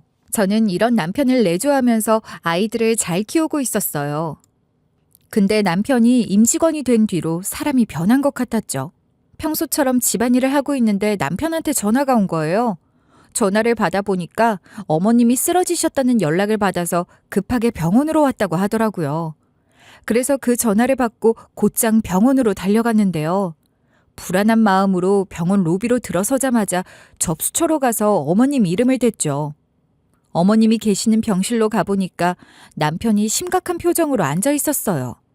그 옆에 시어머니께서 병실 침대에 누워 계시길래 제가 다급하게 무슨 일이 있었냐고 물어봤습니다. 그랬더니 남편이 이런 식으로 이야기를 하는 거예요. 의사가 그러는데 노환으로 쓰러진 거라고 하더라. 이렇게 쓰러지는 것도 한두 번도 아니고 이 노친네 그냥 요양병원에 입원시킬 거야. 남편이 이렇게 아주 대놓고 막말을 내뱉고 있더라고요. 어머님이 아무리 링거를 맞은 채로 잠들어 있다고 하더라도 이건 아니죠. 그래서 제가 남편에게 이런 식으로 말해버리고 말았는데요. 어머님을 지금 요양병원에 보내겠다고? 하지만 당신이 저번에 모시기 힘들 것 같다고 말해서 어머님이 집에서 혼자 지내겠다고 했잖아. 내가 모신다고 해도 당신이 반대해놓고 이번엔 아예 요양병원에 보내버린다고 하는 거야? 제가 정색을 하면서 말했는데도 남편 반응은 한결같더라고요. 찔리는 구석이 없는지 남편이 아주 단호하게 이리 말하는 거 있죠? 지금 상황에서는 그게 최선이니까 당신도 좀 생각을 하고 말해. 우리가 경제적으로 여유로운 것도 아닌데 어떻게 엄마까지 돌볼 수 있겠어? 누가 보면 시어머니가 아니라 친정엄마 이야기를 하는 줄 알겠어요. 아무리 그래도 낳아주고 길러주신 분인데 남편이 너무 냉정하게 나오길래 제가 이렇게 말했습니다. 그런데 어머님은 요양병원에 들어가는 게 싫다고 하셨어. 집에서 지내고 싶다고 했잖아. 당신이 아무리 신경이 쓰여도 그렇지. 어머님 뜻을 존중해야지. 시설에 무작정 맡겨버린다고 하면 어떡해. 내가 모신다니까 왜 그래? 남편이 원래 이런 사람이 아니었거든요. 저는 남편이 갑자기 왜 이러나 싶었죠. 그동안 시어머니께서 항상 든든한 버팀목이 되어주었고 그 사랑을 되돌려드리고 싶었어요. 제가 봤을 땐 요양병원까지 갈 정도는 아니라고 말하면서 말렸지만 남편이 화내면서 이러는 거예요. 노인네 돌보는 게 쉬운 일인 줄 알아? 나까지 피곤해질 것 같으니까 반대하는 거 아니야. 거기다 우리가 애가 없는 것도 아니고 도대체 왜 이러는 거야? 애를 돌봐야 하는데 엄마까지 돌볼 시간이 있을 것 같아? 너 보고 병시중 들라고 안 하는 걸 고맙게 여겨야지. 집안일이나 하는 사람이 내 말에 토달지 마. 남편이 독단적인 모습을 보여서 깜짝 놀랐어요. 생전 안 그러던 사람이 왜 이러나 싶었거든요. 제가 모르는 사이에 어머님이랑 무슨 일이 있었나 싶을 정도였어요. 그래서 제가 남편을 붙들고 다급하게 이리 물었죠. 여보, 도대체 무슨 일이 있었길래 이래? 당신 원래 이런 사람 아니었잖아. 진짜로 이렇게 요양병원에 맡기겠다고? 다시 생각해보고 결정하자. 당신이 나중에 후회할지도 몰라. 이런 식으로 말렸지만 자식이 자기 부모를 그렇게 하겠다고 하는데 어쩌겠어요. 그렇게 어머님이 요양병원에 들어간 뒤 남편이 시모가 살던 집을 멋대로 처분했어요. 남편이 저랑 상의도 안 해서 전 이 당시에 남편이 시댁을 처분한지도 모르고 있었죠. 그리고 한참 뒤에야 이 사실을 알게 됐는데 남편이 한 짓을 알고 그야말로 경악을 했어요. 아무튼 그 후로 남편이 어머님을 보러 요양병원에 가지도 않았거든요. 그러니까 어머님한테 자꾸 전화가 오더라고요. 어느 날은 어머님이 전화를 하셔서 제게 이런 말씀을 해주셨어요. 며느라, 우리 아들이 한순간에 등을 돌리고 불효를 해버리니까 복장 터지겠다. 우리 아들이 갑자기 왜 이러는지 모르겠어. 어머님이 전화하셔서 매번 이런 말씀을 하셨어요. 전화할 때마다 너무 슬퍼하시니까 엄청 달래드렸었죠. 그동안 어머님이 저한테 잘해주시기도 했고 돌아가신 우리 엄마 생각나서 제가 꾸준히 병문안을 갔는데요. 제가 병문안을 갈 때마다 어머님이 절 너무 반겨주시고 고마워하시는 거예요. 전 그런 어머님이 너무 안쓰러워 보여서 이렇게 말씀드리곤 했죠. 어머님, 요양병원에서 지내기 너무 힘들죠. 제가 더 자주 와야 할 것 같은데 저도 집안일 하랴 애들 돌보랴 정신이 하나도 없네요. 이런 식으로 말하면서 어머님만 보면 친정엄마 생각이 난다고 했었거든요. 그러니까 어머님이 제 손을 꼭 잡은 채로 이렇게 이야기하시는 거예요. 아니야, 그렇게 속상해하지 말아라. 너라도 매주 와주니 정말 고맙다. 나 보러 오려고 무리하지 말고 부담 갖지 마. 너무 자주 오려고 하지 말아라. 너도 네 삶이 있으니까. 아들놈은 모르겠고 며느리랑 손주를 생각해서라도 내가 민폐 끼치면 안 되지. 어머님이 이런 식으로 말씀해 주셨지만 어머님이 저만 기다리는 것 같은데 자주 안 가볼 수가 없더라고요. 그래서 시간 날 때마다 꾸준히 어머님을 보러 다니고 있을 때였어요. 그날도 퇴근한 남편을 붙들고 이런 식으로 막 설득을 했죠. 여보, 어머님이 요양병원에서 지내는 걸 힘들어하셔. 갈 때마다 살이 빠져 있어서 걱정이야. 적응을 못 하시는 것 같으니까 우리가 모시고 살자. 당신 아직도 생각 안 바뀌었어? 어머님 돌아가실 때까지 요양병원에 두려고? 그런데 남편이 저를 쳐다보지도 않고 옷을 갈아입고 화장실에 들어가 손을 씻는 거예요. 아무렇지 않게 제가 차려놓은 밥까지 먹으려고 해서 제가 뭐라 했더니 남편이 이러더라고요. 쓸데없는 소리 하지 말고 회사 임원들 가족 모임 갈 준비나 해. 당신도 거기 가야 하니까 쪽팔리게 하지 말고 도착하면 입 다물고 있어. 제가 거기서 순순히 입 다물고 있었겠어요? 어머님 걱정 안 되냐고 지금 회사 임원들 가족 모임이 중요하냐고 따지니까 남편이 이러는 거예요. 이제 사장직에 오를 거라는 말이 회사에서 나오고 있지만 아직 자리도 못 잡고 있고 외벌이로 무슨 노인네까지 모시고 살아. 제발 현실 파악 좀 해. 우리 엄마 걱정할 시간에 가족 모임에 뭐 입고 가고 가방은 뭘 들고 가야 품이 있어 보일지 생각해봐. 남편이 하는 말이 기분 나빴지만 틀린 말은 아니었어요. 남편이 사장직에 오를 거라는 말이 나올 정도로 능력을 인정받고 있고 돈도 꽤 벌어오고 있어서 요즘 물가로 아들 둘 키우는 것도 빡센데 솔직히 이런 상황에서 누굴 모시자고 하는 것도 웃겼죠. 그 와중에 남편이 나중에 다 여유 생기면 알아서 하겠다고 궁시렁거리고 있더라고요. 그래서 저는 남편이 나중에 알아서 하겠거니 했어요. 그렇게 남편이랑 같이 회사 임원들 가족 모임에 가게 됐거든요. 제가 가서 뭔 말을 하겠어요. 그냥 맛있는 거 적당히 먹고 오려고 했는데 대표 사모님이 먼저 이런 식으로 말을 걸어주시대요. 어머, 안녕하세요. 우리 그이한테 얘기 많이 들었어요. 남편분이 너무 능력 있어서 사장직을 단다고 하신다면서요? 대표 사모님이 먼저 칭찬을 해주시길래 이게 다 대표님 덕분이라고 했죠. 그 뒤로 아내들끼리 무슨 얘기를 하겠어요. 남편 얘기, 애들 얘기만 했죠 뭐. 남편은 됐고 애들 얘기하는데 사모님이 굉장히 씁쓸해 하시더라고요. 제가 왜 그러냐고 하니까 사모님이 이러시는 거예요. 사모님 애들은 건강하게 잘 살아 있어서 다행이에요. 저희 딸은 스스로 생을 마감해서 보고 싶어도 못 보게 됐거든요. 이 말을 들은 순간 헉 했지 뭐예요.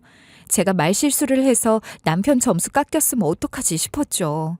하필이면 남편이 그 말을 또 들었나 봐요. 제가 슬쩍 남편 눈치를 살피니까 표정이 너무 안 좋은 거예요. 남편이 그때 사모님이랑 눈이 마주치니까 곧바로 표정 관리를 하면서 대표 사모님한테 말을 걸더라고요. 그리고 나서 화제를 바꾸긴 했거든요. 남편이 열심히 떠든 덕분에 그날 자리가 화기애애하게 끝나긴 했어요. 남편이 이대로 끝내지는 않을 것 같다고 생각했거든요. 그런데 아니나 다를까 남편이 집에 와서 이런 식으로 노발대발하는 거예요. 당신 사모님한테 무슨 말을 했길래 따님 이야기를 하게 만들어? 내가 입 다물고 있으라 하지 않았어? 그렇게 중요한 자리에서 실수를 하면 어떡해? 남편이 씩씩대면서 대표님한테 찍혔으면 두고 보재요. 제가 잘한 건 없지만 남편이 너무 심한 말을 해대서 제가 이런 식으로 반박을 해버리고 말았죠. 말 실수한 거 미안하지만 말이 너무 심한 거 아니야? 왜 이렇게 사람이 변했어? 예전에는 그렇게 다정하더니 요즘은 픽하면 성질 부리잖아. 어디 한번 해보자는 거야?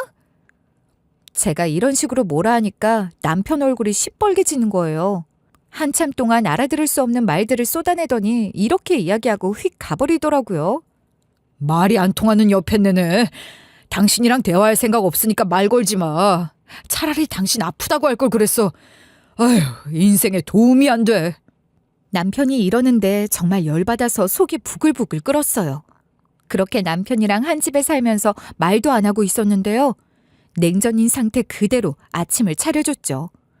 그때 남편이 이런 식으로 뻘소리를 짓거리는 거예요. 내가 곧 사장 될 사람인데 아침상이 이게 뭐냐? 당신 나한테 잘해야 돼. 이따가 사장 되면 당신한테 돌아갈 걸 생각해야지. 밥상을 이렇게 차려놔? 남편이 이러길래 어리둥절했죠. 사장 될 거라는 말은 몇 번 들었어도 이렇게 갑자기 사장직에 오르게 될 줄은 몰랐거든요. 그래서 제가 고개를 갸웃거리면서 이리 물었는데요. 사장이 된다니? 그게 무슨 소리야? 사장이 무슨 학교 반장도 아니고 이렇게 쉽게 된다고? 당신이 사장 된다는 말이 진짜였어? 제가 끝까지 남편이 하는 말을 의심하고 있었거든요. 그런데 남편이 글쎄 인상을 팍 쓰면서 이리 말하는 거예요.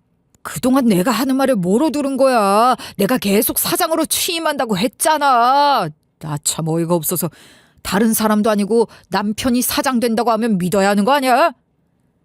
남편이 이렇게까지 말하니까 얼떨떨할 뿐이었죠. 평사원으로 입사한 남편이 사장까지 올라가다니 이게 가능한 일인가 싶었어요. 남편이 내가 곧 사장이 될 인재라고 하더라. 노래를 부를 때는 설마 사장이 될까 했거든요. 남편이 그만큼 자기가 능력 있는 사람이라고 과시하는 줄 알았어요. 평사원이 승진해서 사장직 다는 건 흔한 일은 아니잖아요. 남편이 회사 내에서 사장직에 오를 거라는 말이 나온다고 했을 때는 그만큼 남편이 능력이 있다는 소리구나 했었죠. 그런데 진짜로 남편이 사장직에 오르니까 묘하게 쎄한 느낌이 들대요. 나중에 알고 보니 예상대로 남편이 평범하지 않은 방법으로 사장 자리까지 오른 거였더라고요. 남편이 무슨 짓을 저질렀는지는 나중에 말씀드릴게요.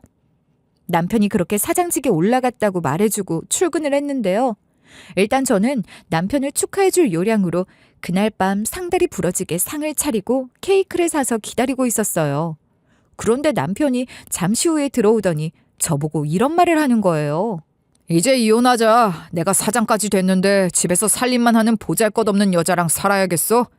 애들도 다 컸고 걸리는 것도 없잖아. 재산 분할 잘 해줄 테니까 당장 이혼하자. 남편이 이러길래 너무 어이가 없었어요.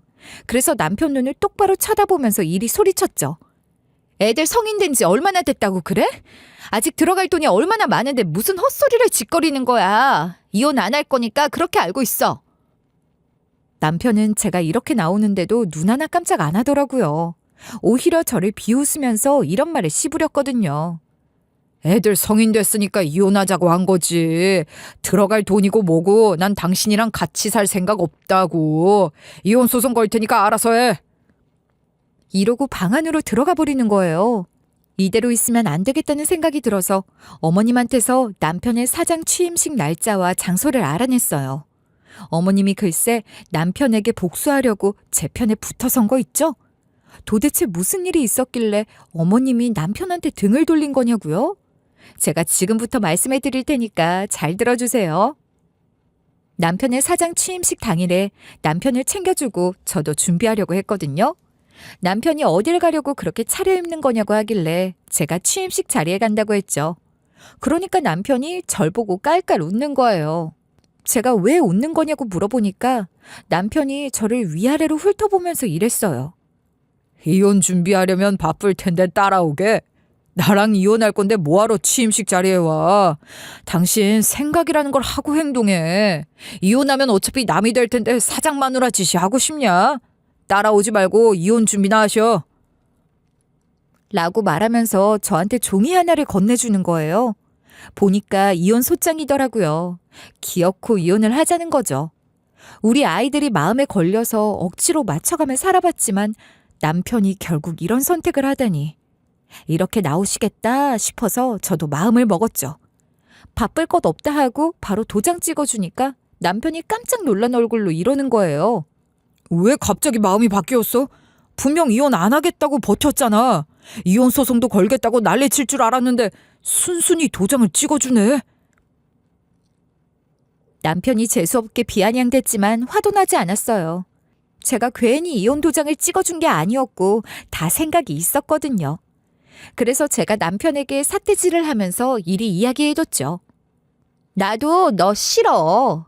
애들한테 들어갈 돈이랑 내 생계 때문에 버티려고 했거든. 그런데 네가 재산 분할도 잘해주고 우리 애들 교육비는 제대로 챙겨준다고 하면 나도 이혼 못할 거 없어. 이혼 도장 찍어줬으니까 그건 보장해줘. 남편이 제가 바보 같은 짓을 저지른 줄만 알고 있더라고요. 끝까지 실실 쪼개면서 이런 말에 쫑알대고 있었거든요. 그렇게 해줄게. 더 질척거릴 줄 알았는데 의외네. 우린 이제 곧 남남이니까 취임식장까지 따라올 필요도 없는 거 알지? 이러고 혼자 집을 나가버렸어요. 그렇게 남편이 혼자서 취임식장으로 떠났고 저도 마저 나갈 준비를 했죠. 뒤늦게 취임식장에 도착하니 다행히 취임식이 이제 막 시작된 것 같았어요. 제가 취임식장에 들어오니 절 발견한 남편이 아무도 못 듣게 이런 식으로 귓속말을 하더라고요. 이혼하기로 한 마당에 여기를 기어코 찾아왔어? 도대체 여기까지 왜 기어 들어온 거야? 사모님 소리 들을 마지막 기회니 즐겨보러 온 거야? 이런 식으로 또 막말을 해댔어요. 남편 놈이 또 저보고 나가라고 말을 하려다가 타이밍을 놓쳤는데요. 밑에 직원들부터 임원진들까지 저를 보고 오셨냐고 인사하니까 남편도 지체면이 있으니까 성격을 못 드러내고 가만히 있대요. 저를 있는 대로 째려보면서 씩씩대기만 했어요. 그동안 저는 가장 좋은 타이밍에 남편에게 복수를 하기 위해 막말들에 대꾸도 안 하고 꼭 참고 있었죠. 가장 좋을 타이밍이란 바로 회사 대표님의 연설 시간이었어요. 연설 이후 사장 취임이 있을 예정이라는 말을 들었거든요. 마침내 대표님이 단상 위로 올라오고 연설이 끝나자 제가 단상 위로 저벅저벅 올라가 버렸어요. 모든 사람들이 웅성거리는 와중에 남편 놈도 눈을 동그랗게 뜨고 저보고 손가락질을 하는 게 보이더라고요. 위험 지킨다고 소리도 못 지르는 꼴이 우스워 보였어요. 대표님이 제가 단상 위로 올라오는 모습을 보고 깜짝 놀라셨길래 제가 꾸벅 목례를 했죠. 그리고 마이크를 잡은 뒤에 이렇게 이야기해버렸어요. 우선 대표님께 무례를 저질러서 죄송합니다. 사장 임명하기 전에 꼭 알려드려야 할 게 있어서 이렇게 단상 위로 올라오게 됐습니다. 지금부터 말씀드리는 내용은 오늘 사장으로 취임할 예정인 유준식의 이야기이며 이 이야기를 들으신 뒤에도 사장으로 취임시키고 싶으시다면 말리지 않겠습니다. 하지만 대표님이 꼭 들으셔야 하는 이야기라 이렇게 무례를 저지르게 되었습니다. 유준식은 이 회사에 입사한 뒤 일본의 주재원으로 갔던 이력이 있을 거예요. 그때 일본에 또 어떤 분이 있었는 줄 아세요? 바로 유학을 가 있던 대표님의 따님분입니다. 남편은 이 사실을 알고 계획적으로 대표님의 따님에게 접근해서 가식적인 사랑을 속삭이며 회사에서 임원 자리까지 올라갈 정보를 캐냈습니다. 도대체 어떻게 했길래 임원 자리까지 올라갈 수 있었는지 싶었을 거예요. 제가 지금부터 왜 대표님의 따님이 유학을 가 있었는지부터 말씀드리겠습니다. 그날 단상 위에서 무슨 말을 했는지 대략적으로 알려드릴게요. 그 당시에 따님과 대표님이 사이가 안 좋았대요.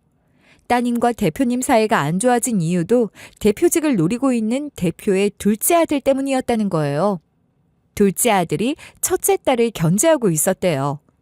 첫째 딸과 둘째 아들 모두 회사에서 일하고 있었는데 첫째 딸이 훨씬 능력이 뛰어나다고 평가받으니 둘째 아들이 영 신경 쓰였던 거죠. 그래서 대표한테 첫째 딸이 언제든지 아버지 뒤통수를 치고 배신할 타이밍을 보고 있다는 구라를 쳐온 거예요. 성격이 불같았던 대표가 첫째 딸을 불러다가 그게 사실이냐고 하는데 딸이라고 묘하게 차별받던 첫째 딸이 서러웠던 것 같아요. 대표 따님이 대표님께 이런 말을 했다고 들었거든요. 아빠는 제 말은 안 듣고 아들인 동생 말만 믿잖아요. 어차피 제 말 안 믿어줄 거 아니에요? 제가 어떻게 다른 사람도 아니고 아버지 뒤통수를 치겠어요. 말이 되는 소리를 하세요. 대표 따님이 이렇게 소리를 질렀던 거예요. 대표도 말을 예쁘게 하는 성격이 아니라서 이런 식으로 욱하고 말았대요. 아니면 아니라고 하면 되지. 왜 말을 그렇게 해? 내가 언제 딸이라고 차별한 적 있냐? 난 너나 내 아들이나 똑같이 키웠다. 단 한 번도 차별한 적 없어. 첫째 딸이 그때 묘하게 차별받아온 것들을 전부 다 말했다고 하는데요. 대표가 첫째 딸이 하는 말을 듣고도 이런 식으로 이야기하면서 인정하지 않았다는 거예요. 내가 언제 그랬니? 난 기억이 안 난다. 네가 잘못 듣고 오해한 거 아니니? 아무리 생각해봐도 네 기억이 잘못된 것 같은데. 첫째 딸은 그동안 받은 마음의 상처가 부정당한 것 같아 마음의 문을 닫아버린 거죠. 결국 모든 게 지겨워진 첫째 딸이 회사도 때려치고 전부터 가고 싶어 했던 일본 유학을 향하게 된 거래요. 일본에서 공부를 하다가 남편을 만나게 됐고 남편이 그 당시엔 저한테 했던 것처럼 참 잘했나 봐요. 남편이 변하기 전에는 정말 제 말을 잘 들어주고 다정하고 착한 사람이었거든요. 그래서 남편을 신뢰하게 될 무렵에 대표 따님이 둘째 아들이 한 짓을 알게 된 거예요. 대표 따님이 둘째 아들하고는 사이가 안 좋았지만 회사를 다녔을 때 친했던 직원들이랑 여전히 연락하며 지내고 있었던 것 같아요. 그래서 대표랑 대표 둘째 아들한테는 한국에 가겠다는 말을 안 하고 한국에 조용히 입국해서 회사 직원들이나 친구들과 만나서 근황을 물었대요. 그런데 회사 직원 하나가 임원들이 여전히 첫째 딸이랑 둘째 아들 사이를 이간질해서 회사를 망치고 있다는 말을 했다는 거예요. 회사는 그 당시 몇 년간 과도하게 사업을 확장하고 불안정한 시장 상황으로 부채를 상당하게 축적하는 중이었대요. 이걸 대표님이 그동안 모르고 있었던 거예요. 왜냐하면 지금은 대표님이 건강이 좋아졌지만 예전에 몇 년간 건강 상태가 너무 안 좋아져서 평소처럼 회사 내 문제들을 속속들이 알고 계시진 못했대요. 회사 일에 대해 보고는 꾸준히 받는다고는 하지만 병실에 있는 노인을 속이는 건 아무 일도 아니었겠죠. 그래서 그 당시에 대표님 대신 대표님의 아드님이 임시 대표직을 달았다는 거예요. 어차피 나중에 대표님 일을 물려받게 될 테니 경험 삼아 임시 대표직을 맡게 된 건데 대표님의 아드님이 다른 마음을 품고 있었던 거죠. 대표님의 아드님이 정말 멍청한 게 이런 식으로 말하는 몇몇 고위 경영진들의 입김에 넘어간 거예요. 대표님이 아드님이 일하는 거 보고 마음에 안 들어 하십니다. 곧 있으면 첫째 따님한테 임시 대표직이 넘어갈 예정이라고 하시던데요. 이런 이야기로 이간질을 했대요. 몇몇 고위 경영진들이 임시 대표직을 빼앗기기 전에 얼른 입지를 넓혀야 한다고 사업을 과도하게 확장한 거예요.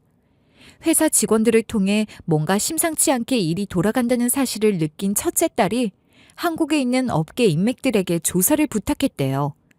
알고 보니 몇몇 고위 경영진들이 다른 회사와 커넥션이 있어서 뒷돈을 받아먹고 한 짓이었다는 거예요. 공개장부에는 명확하게 적혀 있지 않았지만 몇몇 고위 경영진만 알고 있는 비밀 부채 계정에 기록되어 있었대요. 이렇게 몰래 빚을 내서 커넥션이 있는 타 회사 좋은 짓거리 다 해준 거죠. 그러다 대표 따님이 이 사실을 알아차리고 남편에게 이런 식으로 고민을 털어놨다고 하는데요. 회사에 숨겨진 부채를 알게 됐어. 아버지한테 이 사실을 말해야 되는데 아버지랑 내가 사이가 좋지 않아서 과연 내가 하는 말을 믿어줄까 싶네. 내가 아버지의 뒤통수를 칠 거라는 말을 듣고 호통칠 정도로 나를 신뢰하지 못하고 있었잖아. 게다가 내가 멋대로 회사를 두고 유학을 가는 바람에 더 눈밖에 나서 말할까 말까 고민이 돼. 아버지가 내가 하는 말을 믿어줄지 싶다. 대표 따님이 이렇게 말하면서 그래도 아버지니까 용기를 내보려고 했대요. 그러니까 남편이 대표 따님을 토닥여주면서 이런 식으로 이야기를 해봤다는 거예요. 정 힘들면 내가 해결해 볼게. 내가 대표님한테 알려서 신뢰를 얻으면 결혼 허락도 받기 더 쉬워질 거 아니야. 내가 일본 주재원으로 일하면서 실력도 어느 정도 인정받고 있으니까 내가 말해보는 게 더 나을 것 같아. 따님은 남편을 정말 믿고 있고 의지하고 있었다는 거예요. 그 당시 남편이 일본 주재원으로 일하면서 실력을 인정받고 있었던 것도 정확히 말하자면 똑 부러졌던 대표 첫째 딸의 도움이 있었대요. 뒤에서 남편에게 이런저런 조언을 해줬고 덕분에 큰 계약도 따냈다는 거예요. 마침 따님이 이 사실을 알게 되었을 때쯤이 남편이 다시 한국으로 곧 돌아갈 쯤이었대요. 그래서 따님도 이런 식으로 이야기하면서 남편의 계획에 찬성을 했던 거예요. 당신 말이 맞아. 당신이 회사에서 인정도 받고 있고 그 사실을 아버지가 알고 계시잖아. 게다가 이제 곧 한국으로 돌아갈 예정이니까 간 김에 말하면 좋긴 하겠다. 그렇게 남편이 한국으로 돌아와서 회사의 주가에 큰 영향을 미칠 수 있는 중요한 정보를 대표에게 알렸대요. 대표가 치료받고 있는 병원은 일개 회사 직원들은 몰랐지만 남편에게는 대표 따님이 있었으니 알아내는 건 일도 아니었던 거예요. 일본 지사에서도 능력을 인정받았는 데다가 임원들과 둘째 아들의 수작질을 폭로한 덕분에 신뢰를 얻고 사장으로 승진할 수 있는 기회를 얻을 수 있었대요. 회사가 위기를 극복하자 대표 따님은 조만간 자기도 한국에 입국할 예정이었다는 거예요. 대표 따님도 대표를 찾아뵙고 남편과도 인사하는 자리를 가지려고 했대요. 대표 따님이 남편이랑 같이 대표에게 가서 결혼을 전제로 진지하게 만나고 있는 사람이라고 소개할 생각이었다는 거예요. 아무리 사이가 안 좋았더라도 아버지인데 결혼할 사람은 소개하는 게 맞다고 생각했던 거죠. 하지만 대표 따님이 혼전 임신을 하게 된 뒤로 남편에게 버려졌대요. 대표 따님은 사이가 좋지 않았던 대표한텐 이러한 사실을 알리지 못한 채 스스로 생을 마감해버린 거예요. 제가 이렇게 모든 걸 폭로해버리자 관중이 술렁이기 시작했죠. 대표는 옆에서 제가 하는 말을 멍하니 듣고만 있었어요. 그 와중에 남편이 버럭버럭 소리를 지르면서 이러고 있더라고요. 이건 모함이야. 내가 그랬다는 증거가 어디 있는데. 대표님, 제가 몇십 년을 이 회사에 헌신했는데 저런 말을 믿으시면 안 돼요. 남편이 이런 식으로 난리를 치더라고요. 그래서 제가 그런 남편을 가소롭다는 듯이 내려다보면서 이렇게 말했죠. 난 당신이 그렇게 나올 줄 알았어. 그래서 내가 증거를 가져왔거든.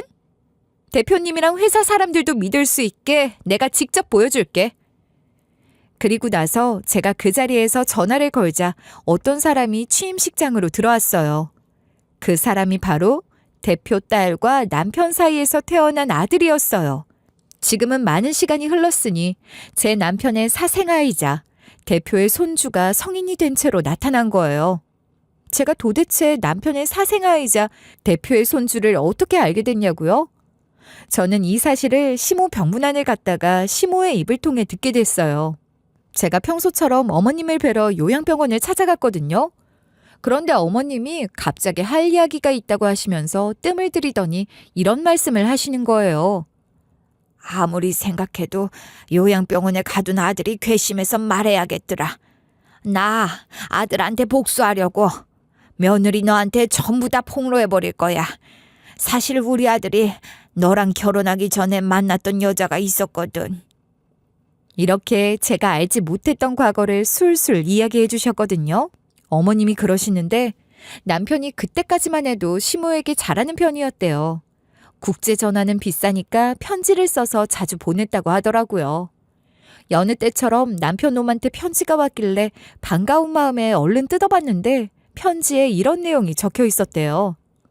엄마, 내가 대표님 따님을 꼬셨어. 정식으로 진지하게 만나고 있으니까 한국에 데리고 가면 여자친구랑 같이 인사드리러 갈게. 이런 식으로 신나하는 내용이 적혀 있었다는 거예요. 그렇게 남편이 집에 돌아왔는데 대표 딸에 대해서 이야기를 안 하더래요.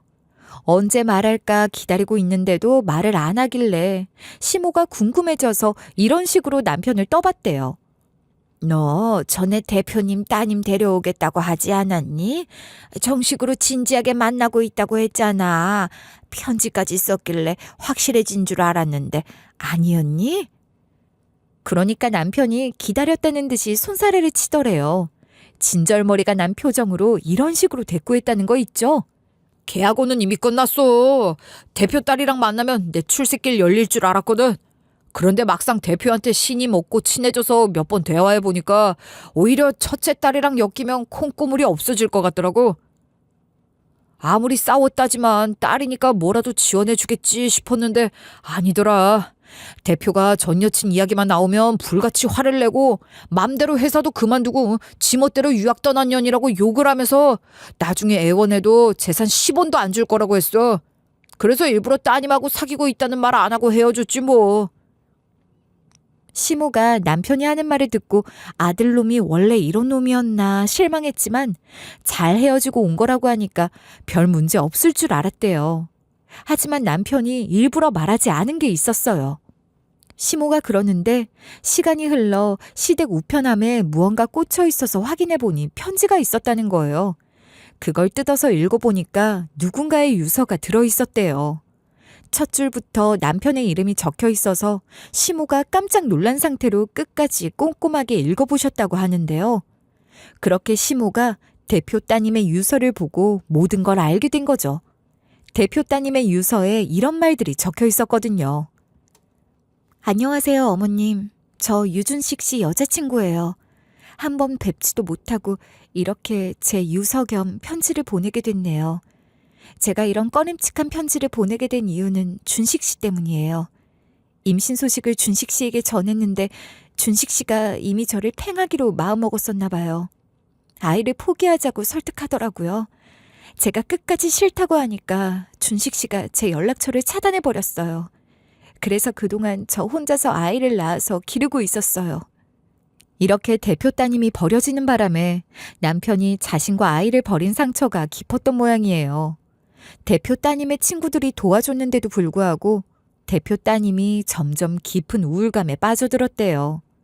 그러던 어느 날 대표 따님이 유서를 남기고 스스로 생을 마감하기로 결심하게 됐다는 거예요.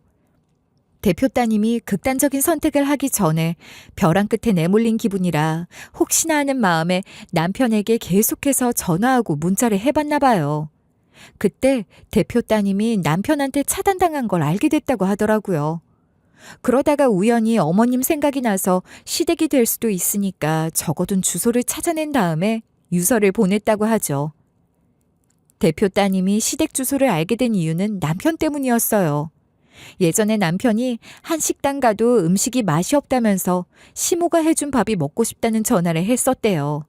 시모가 그 전화를 받고 직접 반찬을 만들어서 해외 배송 업체를 거친 다음에 택배를 보내준 거예요. 그때 택배 박스에 시모랑 남편이 사는 주소가 적혀 있었대요. 대표 따님도 남편이랑 사귀는 사이니까 시모랑 남편이 같이 사는 걸 알고 있었겠죠. 그래서 연락이 끊긴 남편에게 죄책감이라도 느끼고 시모가 남편의 본 모습을 알고 있으라고 대표 따님이 자기 유서를 시모랑 남편이 사는 주소로 보내버린 거예요.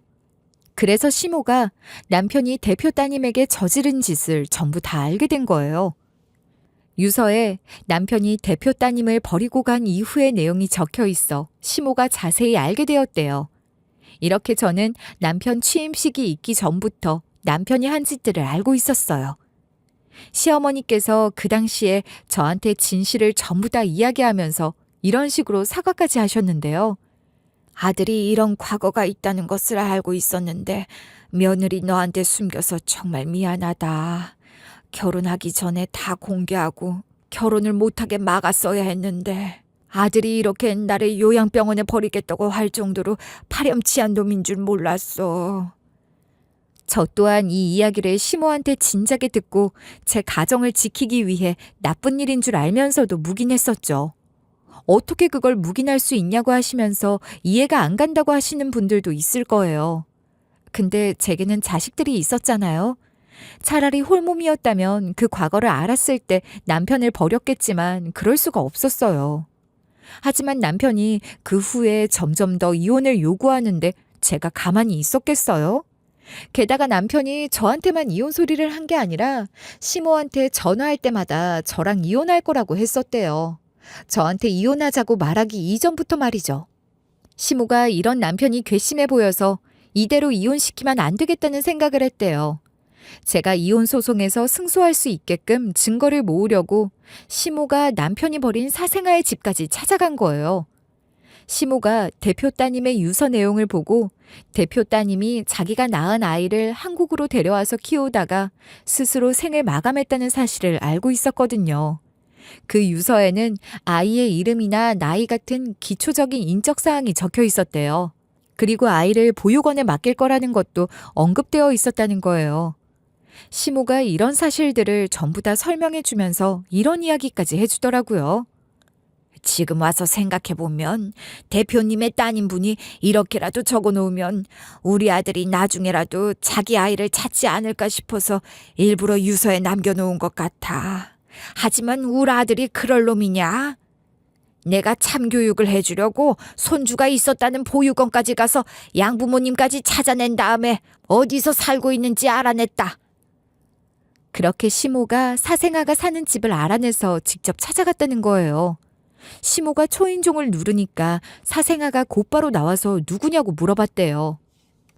그때 시모가 잔뜩 긴장한 얼굴로 이렇게 이야기를 했다고 하더라고요.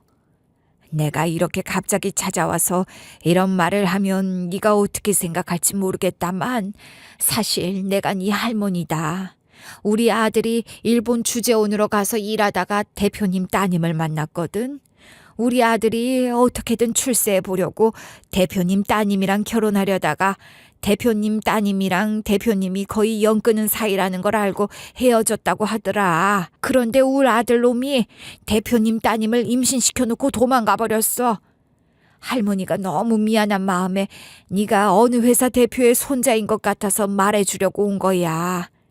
너도 내가 하는 말이 진짜인가 싶지? 나도 너네 엄마 유서에 본 말들이라 믿겨지지 않으니까 DNA 검사를 해보자. 그리고 나서 손주 버린 아들 녀석 이혼시켜서 혼쭐을 내주게. 이런 식으로 시모가 출생의 비밀을 알려주자 당황하던 사생아가 머리카락이랑 손톱을 줬대요. 시모가 그걸 받아오자마자 우리 집에 몰래 들어왔다는 거예요. 시모가 제가 없는 사이에 반찬을 가져다 준다고 하길래 제가 집 비밀번호를 알려줬거든요. 그래서 남편 몰래 집으로 들어와 남편 칫솔을 챙기고 DNA 검사를 했대요. DNA 검사 결과가 나왔는데 예상대로 남편과 사생아의 DNA가 일치한 거예요. 이렇게 남편이 과거에 애를 낳아놓고 도망간 사실이 입증이 됐대요. 그 후에 시모가 저한테 이렇게 찾아와서 남편이 한 짓과 그 증거까지 건네준 거예요. 그러면서 어머님이 고개를 푹 숙인 채 저한테 이런 말씀까지 해주셨어요. 아무리 아들이라도 파렴치한 놈을 위해 며느리 너를 속였다는 죄책감에 시달리고 있었다. 그래서 남편한테 이혼 소송을 걸어서 승소하라고 사생아가 사는 집까지 찾아가서 증거를 구해다 준 거야. 하지만 저는 이혼 소송에만 승소할 생각이 없었어요. 남편에게 복수해줄 생각으로 남편의 사장 취임식 날 이렇게 하자고 제안한 거예요. 어머님, 그럼 DNA 검사 결과도 확인했겠다. 남편이 이대로 사장이 되게끔 놔둘 수는 없잖아요? 남편한테 복수 좀 해보게요. 어머님은 남편 취임식 날짜랑 장소까지 확실히 알고 계시죠? 그때 찾아가서 대표님이랑 회사 사람들 앞에서 남편이 한 짓을 전부 다 폭로하고 남편이 버리고 간 사생아까지 공개하게요. 어머님은 저하고 협력하실 거죠? 전 그렇게 시모와 협력 약속을 받아낸 후에 사생아하고도 연락을 해서 손을 잡게 된 거예요. 그리고 취임식 날 모든 걸 폭로하게 됐는데요. 제가 취임식 자리에서 모든 걸 폭로한 다음에 남편이 어떻게 됐는지 궁금하실 거예요. 대표가 자신의 손주를 믿을 수 없다는 듯 꼼꼼히 살펴보고 눈물을 보이셨어요. 그리고 대표가 고개를 획 돌려 남편을 노려보면서 이런 식으로 비난을 하더라고요. 자네는 바로 퇴사 처리할 거니까 그렇게 알고 있게나. 사장 취임은 없던 것으로 알 거고 전후 관계를 살핀 후 어떤 식으로 부정 청탁이나 승진이 있었는지 살펴본 뒤에 죄를 받게 할 거야. 전부 다 조사하고 나서 대대적인 발표를 할 거니까 지금 당장 회사 사무실로 가서 자네 물건들 정리하게나. 대표가 이렇게 호통을 치니까 남편이 대표 바지가랑이를 붙잡더라고요. 대표가 다리를 툭툭 치면서 떨어지라고 하는데도 남편이 이러는 거예요. 오해예요, 대표님. 제가 전부 다 설명드릴게요. 제가 일부러 그런 거 아니고요. 상황이 어쩌다 보니 그렇게 흘러가게 된 거예요. 저도 억울하다고요. 이리 빌었지만 택도 없었어요. 대표가 남편한테 정이 더 떨어졌는지 잔뜩 흥분한 얼굴로 이리 역정을 냈거든요. 출세할 때 도움이 안 되면 아내고 뭐고 자식이고 뭐고 다 버리는 놈한테 무슨 설명을 듣겠어. 자네가 버린 손주는 내가 데려갈 테니까 다시는 찾아오지 말게. 대표가 이러니까 다른 사람들이 수군거리면서 남편한테 손가락질을 하더라고요. 저런 호로 자식이 없다고, 저런 건 사회적으로 매장시켜야 한다는 소리가 여기저기서 나오고 있었어요. 남편이 그 순간 사색이 되더니 공황이라도 온 사람처럼 두리번거리다가 황급히 도망을 갔는데요. 제가 남편에게 복수하려고 남편이 진짜로 부정청탁을 했는지 자세히 알아봤거든요. 역시나 제 예상대로 남편이 평사원에서 사장까지 될 수 있었던 것은 부정청탁이 있었기 때문이었어요. 대표가 몸이 안 좋아진 사이 대표 아드님이 회사를 먹으려고 집단에 작당을 하려다가 멍청하게 몇몇 고위 경영진들한테 이용당했다고 했잖아요. 알고 보니 남편이 대표한테 이 경영진들이 한 짓을 폭로하기 전에 또 장꾀를 부렸었더라고요. 남편이 몇몇 고위 경영진들한테 니들이 타 회사랑 커넥션이 있어서 뒷돈을 받아 처먹은 사실까지 전부 다 알게 됐으니까 대표기에 들어가기 싫으면 돈을 달라고 요구한 거예요. 몇몇 고위 경영진들이 돈을 줬지만 남편이 바로 배신하고 대표에게 말해 신임을 얻었대요. 결국 아드님과 몇몇 고위 경영진들이 잘리고 대표 딸이 알려줬던 정보로 이례적인 승진을 노릴 수 있었던 거예요. 그리고 오랫동안 신임을 얻으면서 신뢰를 쌓아온 끝에 비록 월급 사장이긴 해도 그 자리까지 올라가게 된 거죠. 거기에다가 부정청탁으로 여기저기 연주를 만든 덕분에 남편이 승승장구하게 됐어요. 시모의 집을 마음대로 처분한 것도 부정청탁 비용을 마련하기 위해서였는데요. 심지어 남편이 시모를 요양병원에 집어넣고 시댁을 처분한 돈으로 뭘 했는지 아세요? 남편 회사가 큰 프로젝트를 앞두고 있었는데 그 프로젝트가 정부의 지원으로 돌아가고 있었대요. 그래서 남편이 시댁을 매각한 돈으로 정부 관계자에게 부정청탁을 시도한 거예요. 뒷돈으로 프로젝트까지 잘 되니까 대표가 남편을 더 예뻐하게 돼서 사장직을 달아준 거래요. 제가 시모를 통해 알아낸 사실을 모두 다 밝히고 취임식 자리를 나와버렸어요. 제가 취임식 자리를 빠져나가는 동안 사람들이 경악을 하면서 술렁이더라고요. 그 후에 남편이 어떻게 됐냐고요? 저도 궁금했는데 시어머니께서 제게 이런 전화를 해주셨어요. 아들이 회사에서 잘리고 나서 배임 소송을 당했다고 하더라. 이제 그런 놈을 아들이라고도 부르고 싶지도 않고 그놈 이야기는 다시는 하고 싶지 않지만 네가 알아야 할 것 같아서 전화한 거다. 저는 그날 어머님께 말씀해 주셔서 감사드린다고 하고 전화를 끊었죠. 이렇게 남편이 한 짓 때문에 요양원에 갇힌 시모도 남편에게서 등을 돌린 상태였는데요. 남편이 그 뒤로 연락도 잘 안 되고 집에도 안 들어오니까 자식들이 아빠를 그렇게 찾더라고요.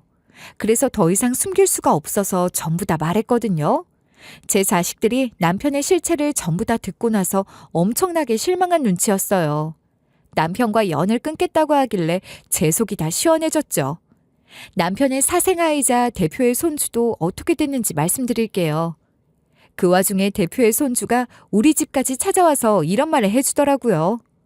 전달드릴 말이 있어서 할머니께 어디 사시는지 물어보고 왔습니다. 저랑 할아버지가 친자 검사를 해봤는데 유전자 일치도가 높다는 결과가 나왔습니다. 그래서 할아버지께서 저희 엄마에게 못 준 사랑까지 저한테 주며 헌신하겠다 하셨어요. 할아버지께서도 엄마가 세상을 떠났다는 소식을 듣고 한해 사무쳤었대요. 엄마가 스스로 목숨을 마감하기 전에 저를 보육원에 맡겼으니 당연히 제 존재는 꿈에도 모르고 있었다고 하더라고요. 대표 손자가 할머니, 그러니까 저한테는 시모가 집까지 찾아와 대화도 하면서 연락처도 주고받았다고 들었거든요. 어머님을 통해서 제가 사는 곳을 알아냈다면서 대표 손자가 이런 이야기를 쭉 해주는 거예요. 저를 찾아줘서 고맙습니다. 저를 버린 아버지께 복수할 수도 있게 해주셔서 감사해요. 나중에 큰일이 있을 때 연락해주세요. 제가 꼭 도와드릴게요. 대표 손주가 하는 말을 듣고 말이라도 고맙다고 대꾸하면서 보냈거든요. 그런데 며칠 뒤에 모르는 번호로 전화가 와서 받아보니 대표님인 거예요. 처음에는 목소리가 낯설어서 누군가 했는데 자기가 대표라고 이야기해주면서 이런 말을 해주더라고요. 비리를 알게 해주고 혈육을 찾게 해줘서 감사 인사를 드리려고 전화드렸습니다. 사례를 드리고 싶은데 계좌번호를 알려주실 수 있을까요? 전 이렇게 대표한테 사례도 받고 대표의 손자에게 감사도 받고 있는데 남편은 저랑 정반대의 길을 걷게 됐어요. 모든 사람들이 등을 돌리자 남편이 제 집으로 찾아와서 이렇게 다시 비는 거예요. 여보 미안해. 내가 잘못했어.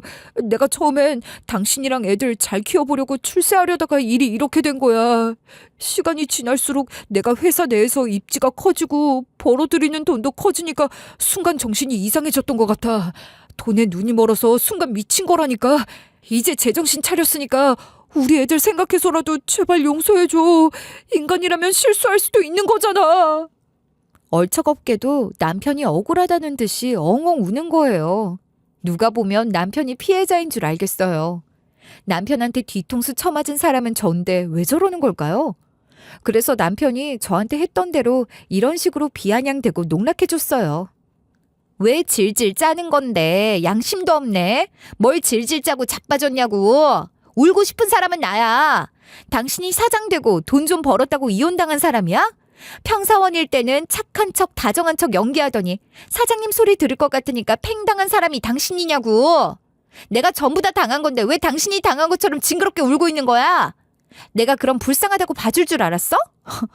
난 당신이 나 비웃고 이혼하자고 농락할 때부터 알아봤어. 난 당신 봐줄 생각 없으니까 그동안 당한 짓거리 전부 다 참교육 받고 청산 받아. 이렇게 남편을 울린 다음에 이혼소송 걸어버렸죠. 그 뒤로 제가 이혼소송에서 승소하게 돼서 재산 분할 톡톡히 받아낸 것도 모자라 위자료까지 받아내고 남편과 깔끔하게 이혼하게 됐어요. 전 남편이랑 이혼소송하게 되면서 전 남편 연락처를 차단하고 있었거든요. 전 시모 연락처는 차단 안 하고 있었는데 전 시모한테 전화가 왔더라고요. 전화를 받아보니까 전 시모가 이러는 거예요. 아들놈이 배임 소송에서 패소해서 처벌을 받았다고 하더라. 아들놈이 회사에서 잘린 뒤로 취직도 안 되고 낼 돈은 뒤질나게 많아져서 아주 죽을라고 해. 나보고 돈을 빌려달라고 사정하는 거 있지? 내가 매몰차게 거절해버렸다. 이런 건 나만 알고 있어야 하는 게 아니라 너도 알고 있어야 할 것 같아서 전화한 거야. 전시모의 말을 들은 순간 바로 쾌감이 올라왔죠. 이게 바로 인과응보 아니겠어요? 하지만 전 남편 놈이랑 다르게 애들이랑 행복하게 잘 살고 있는데요. 여기까지 제 사연글 들어주셔서 감사하고요. 여러분이 지금 잘 나가거나 돈이 많다면 가까이에 있는 사람을 조심하세요. 저희 전 남편 놈처럼 가식적으로 굴다가 배신 때릴 수도 있으니까요. 저도 앞으로 잘 되게 도와줬는데 은혜도 모르고 까부는 놈들 이런 식으로 참교육해 주려고요.